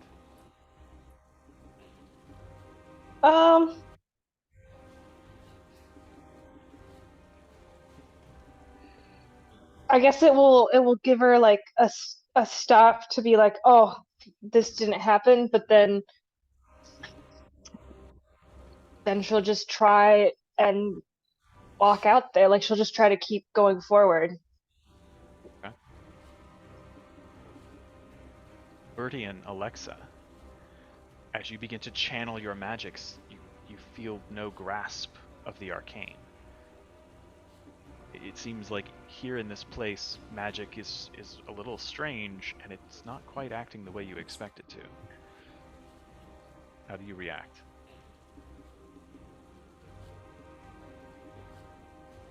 I will say, both of you know that this chamber that holds Aurene is like incredibly heavily warded. So it's not entirely unusual, it's just you weren't necessarily Right. expecting it.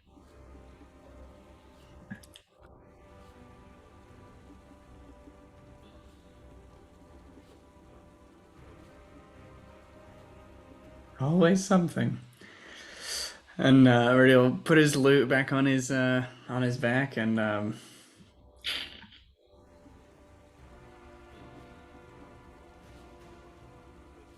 take a little sage and prestidigitate the end so it starts smoking, and he's gonna take a step.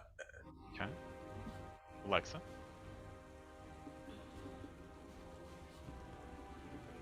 I would get in my bag. And what do I have? What would be good? Man, I don't really have that many like random things in my bag. I will grab like a handful of copper coins and just like, wave them out. Do they just fall? So you grab a handful of copper coins and scatter them. Come back to that.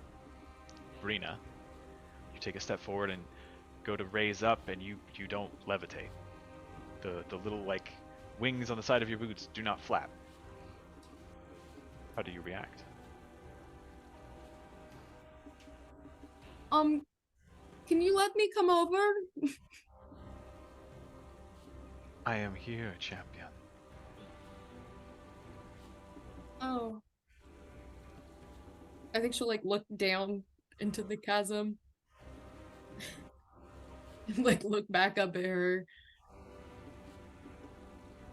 And like tippy toe. Take one little step.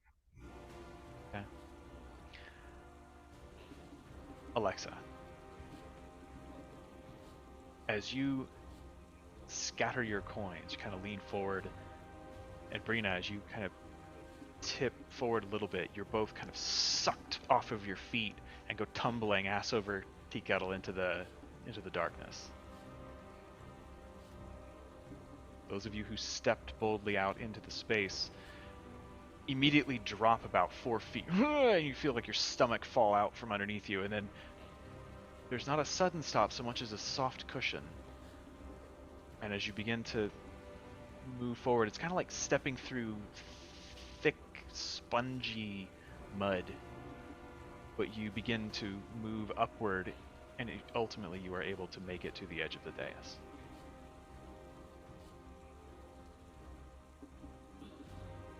Alexa and Brina, you fall for about 5 seconds. It seems pretty frightening, and then you two are caught in an almost cotton candy cloud, like a thick blanket you feel. It's not a sudden stop, it's a gradual slowing before you are pulled slowly upward. You can kind of see the light returning to the edges of the gold bricks.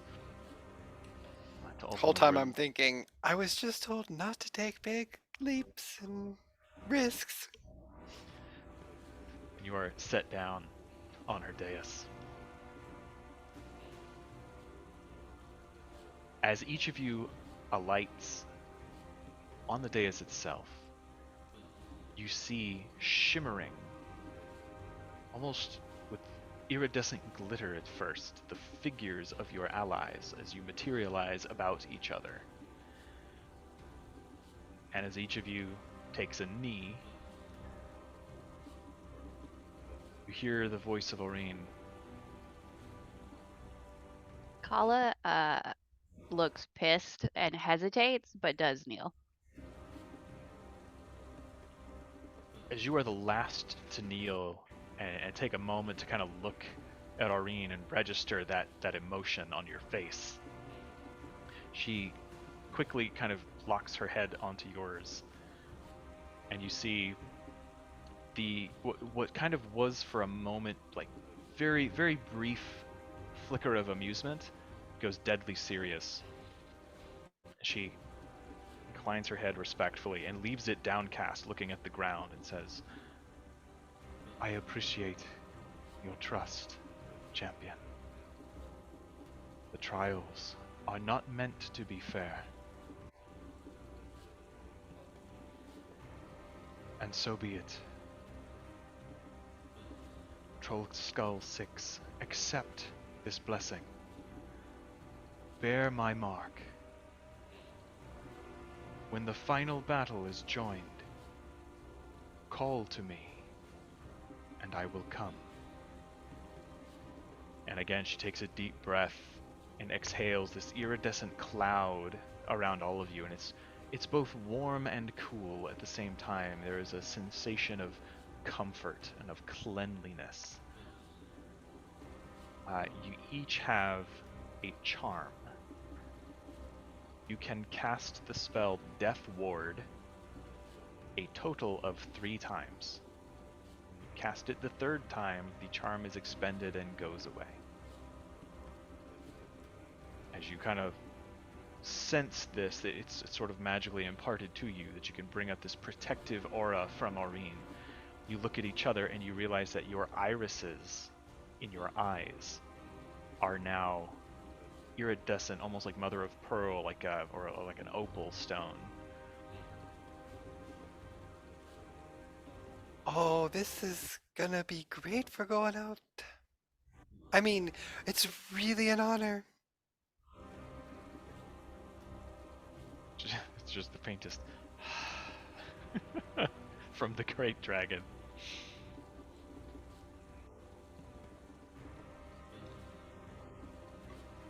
Is there anything else you would have of me while you are here, champions?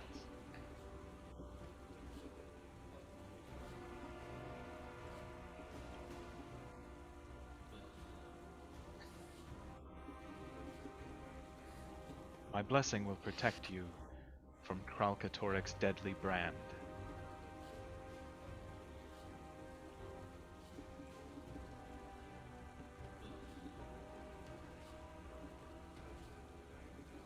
When the final battle is joined, I will give you what aid I can.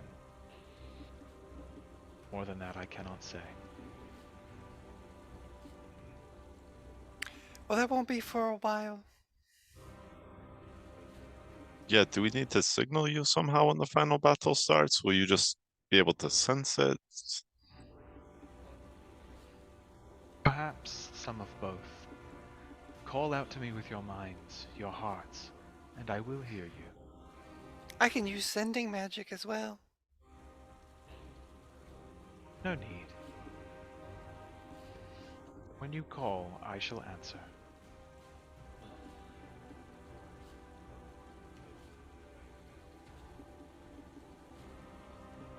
Okay then. Anybody need anything else from the dragon? Like a dragon slaying sword or a dragon slaying javelin for Brina. I mean, really. Kralkatorrik poison. No, I think she's just left us with a lot to process. Right. Not emotional damage. I will say, Galatar, with your deep historical knowledge, especially of human civilization, you've heard of Augury Rock and the rites of ascension. I think it's actually come up before. Heroes used to travel to the Crystal Desert to go through these rites, and Glint was the sort of keeper of Augury Rock for a while. She had a hidden lair. Legends say it was hidden in a grain of sand in the desert. Is that So how that her- Cormyr ascended? Or It's not. Cormyr was Okay. a special thing, although I think she did talk to Glint. okay, gotcha. Yeah, and it related, similar, but not the trials specifically. We're not all ascended now. These heroes that went to Augury Rock with Glint were seeking blessings to fight the Mersat. Oh, so these are the Flame Seeker prophecies? Mm-hmm.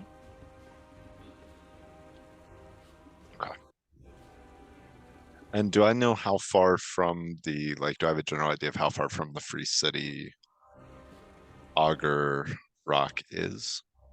Augury Rock Or Augury is- Rock? It was a ways. Augury Rock was in the heart of the desert, and it took like a week or 2 weeks, depending on if you knew the way, to get from what used to be Amnoon Oasis to the rock. Would I know where it is? But are there existing historical records of where Augury Rock would be, or is this something that's You kind would of been lost probably to be time? able to find it, yeah, Okay. because it was only about 250 years ago-ish that the Flameseeker prophecies were fulfilled, and they actually went there, so there would probably be records in Divinity's Reach somewhere. Okay, because I think Galatar would ask, I'm not sure how readily available the location is, or if you would be able to share the mental image of the location with us. Of Augury Rock?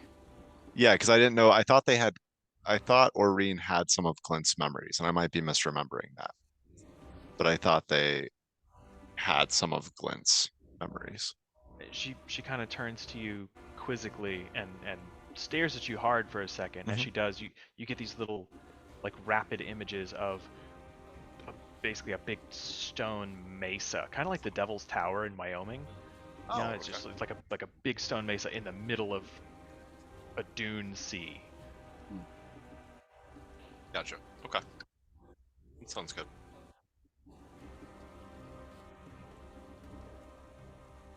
Is there anything else you need from us ahead of this final battle, aside from going to Augury Rock? You don't need to go to Augury Rock.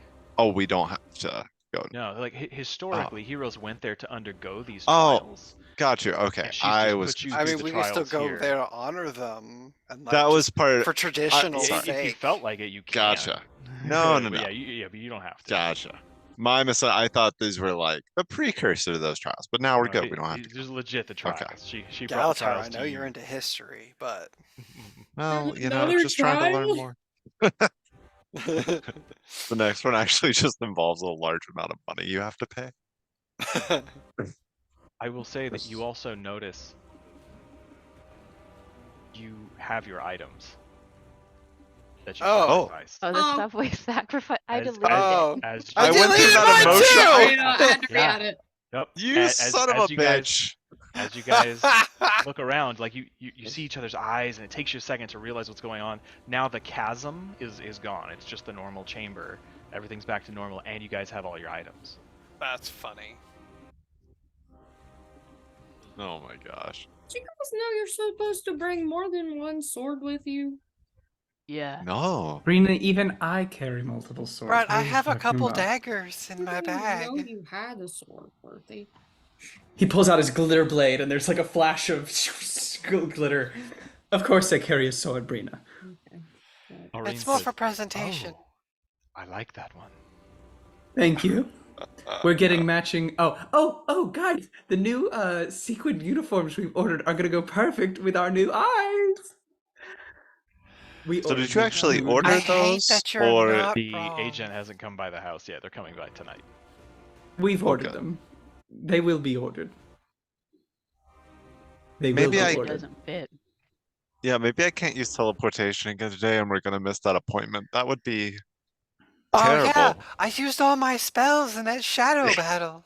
Oh no. Yeah. I have all your measurements. Everyone. First thing I do when I see somebody is I take their measurements with my eyeballs. So there's no escape. This level 1 Could spell. have gone without that detail. How No, else do you do it? How else do you do it? I don't. I don't want to know. Goodbye, Bertie. Why don't you just see yourself out? It's gonna be great, guys. New eyes, new fits. We're gonna go fight some dragons. Oh. And on that note, thank you, Aurene, for helping us. She We'll, kind of looks for a minute. Yeah, just listening. Sorry. yeah, we'll see ourselves out. So sorry. She just nods slightly. Be careful, champions. Guard yourselves. And prepare for what lies ahead. Will you be Yeah. okay once Kralkatorrik falls? Will you be, I know you'll be able to purify the magic in theory, but In will you be theory, that is okay? my great test. The weight of my responsibilities will come crashing down like a great wave, and we will see if I am worthy or not. We'll be here. Yeah, for what it's worth, we'll be there to support you however we can. I appreciate it, champion.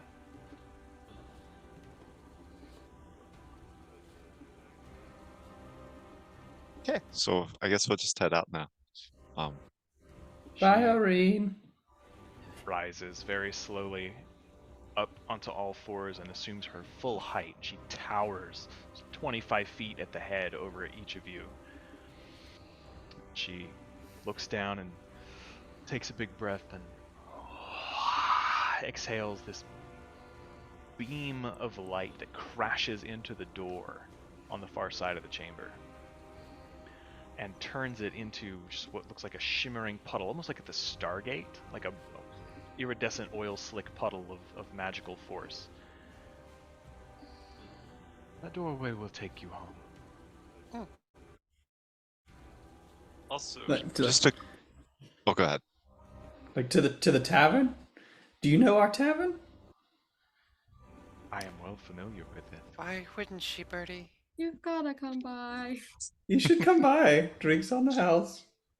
I don't think I would fit. We'll build a bigger tavern. I am Does there Aurene- with you more than you know. Oh, oh, Oh, now that. that was My like something gaze Bernie would say. spreads far and wide across Tyrion. Oh boy. She sees I do you a lot when of you're things sleeping. lights out. And now I'm uncomfortable. Look, I know your measurements. She's always watching. This is normal stuff for us, guys. What's going on here? Suddenly I regret my family choice. Seriously. You guys Does banter back Aurene- and forth as you step through the portal. Does she look Yeah. bigger than what she used to? Like, does she look like she's gotten bigger as she's in, like, getting imbued with all this extra magic, or does she otherwise look the same? A little bit. I Yeah. thought so. Okay. Cool. Just curious. Step through the portal, and it's like slipping into a warm bath. And as you emerge from the other side, you find yourself on the street just outside the Trollskull Inn and Tavern. Oh, Oh yeah. is everybody okay? That was a weird one. Yeah, I that feel like shadow that's gonna be thing. a problem. I don't know what happened. Like, I do you think I mean like just on a metaphorical level, to like metaphysics, or? all of the above. Honestly, I think maybe I just became more of one with being a bear. They're tree forever. Maybe that's what it was. You got being closer to nature out of the adventure? Specifically, Trial? I think I was closer to being like a real life bear than maybe ever. I mean, that Like, doesn't not just sound like too bad. Yeah, your it shadow. was a little terrifying, actually. It would be bad to But lose maybe your that's like maybe mind. that was the lesson. I didn't really I think I just was supposed to learn how to be more like a bear. I kind of got that from mine too, so that's okay. Yeah. Oh, so maybe the bear theme was like throughout the trials for everyone? No, I could didn't kind of. know. Yeah, I mean, they don't fight unless they have to, so that was Yeah. kind of my lesson too. Be more like a bear. That's really powerful. I mean, I guess I kind of did just bear through mine. Yeah, I guess in fairness, I kind of learned that like a bear, fighting isn't about glory, it's just about life, you know, like you have to live and protect. Some bears have dens and they have But families. rocks fall, everybody dies.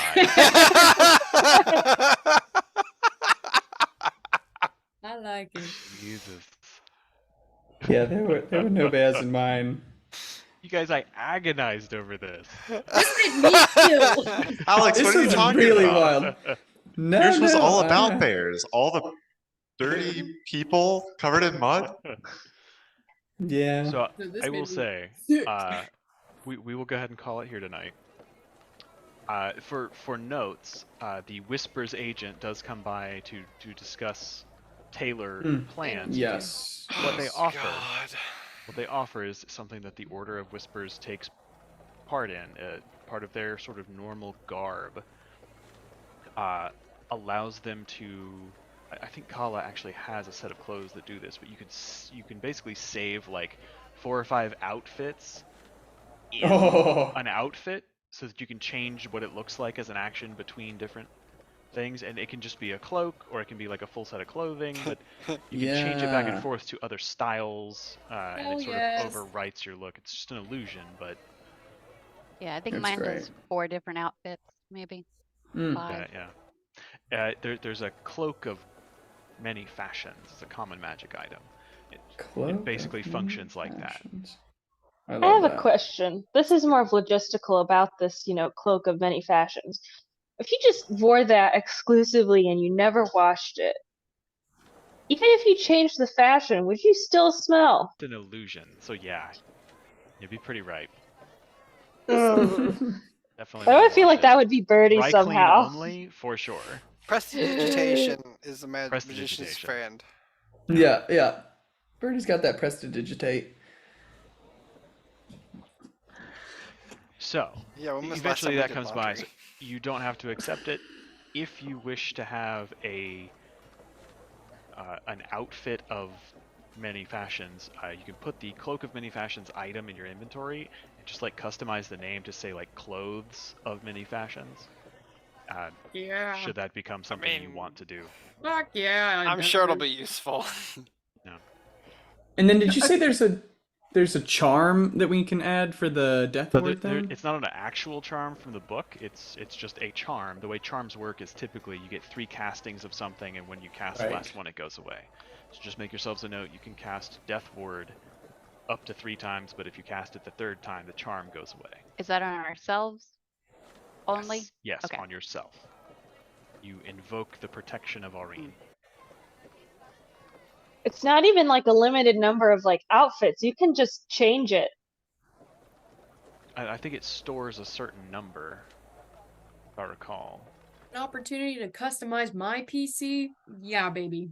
While wearing this man. cloak, you can use a bonus action to change the style, color, and apparent quality of the garment. The cloak's weight doesn't change regardless of its appearance. The cloak can't be anything but a cloak.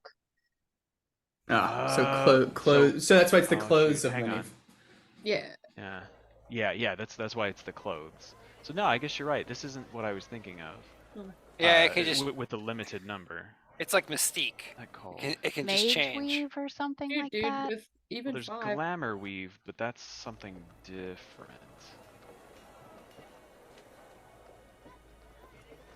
I mean, even with 5 outfits. Come on now. There's only so many things one can think of. Right. Disagree, but okay. I can definitely spare 1 for sequins. Come on now. I've Yes, thank you. Pants, shirt, and pants. Well, that's Shift one weave. outfit. Shift weave.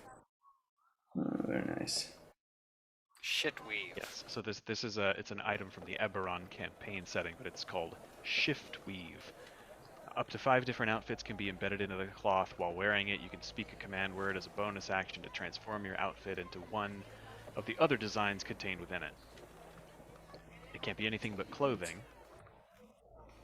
You can duplicate the look of magical clothing, but you don't gain any magical properties.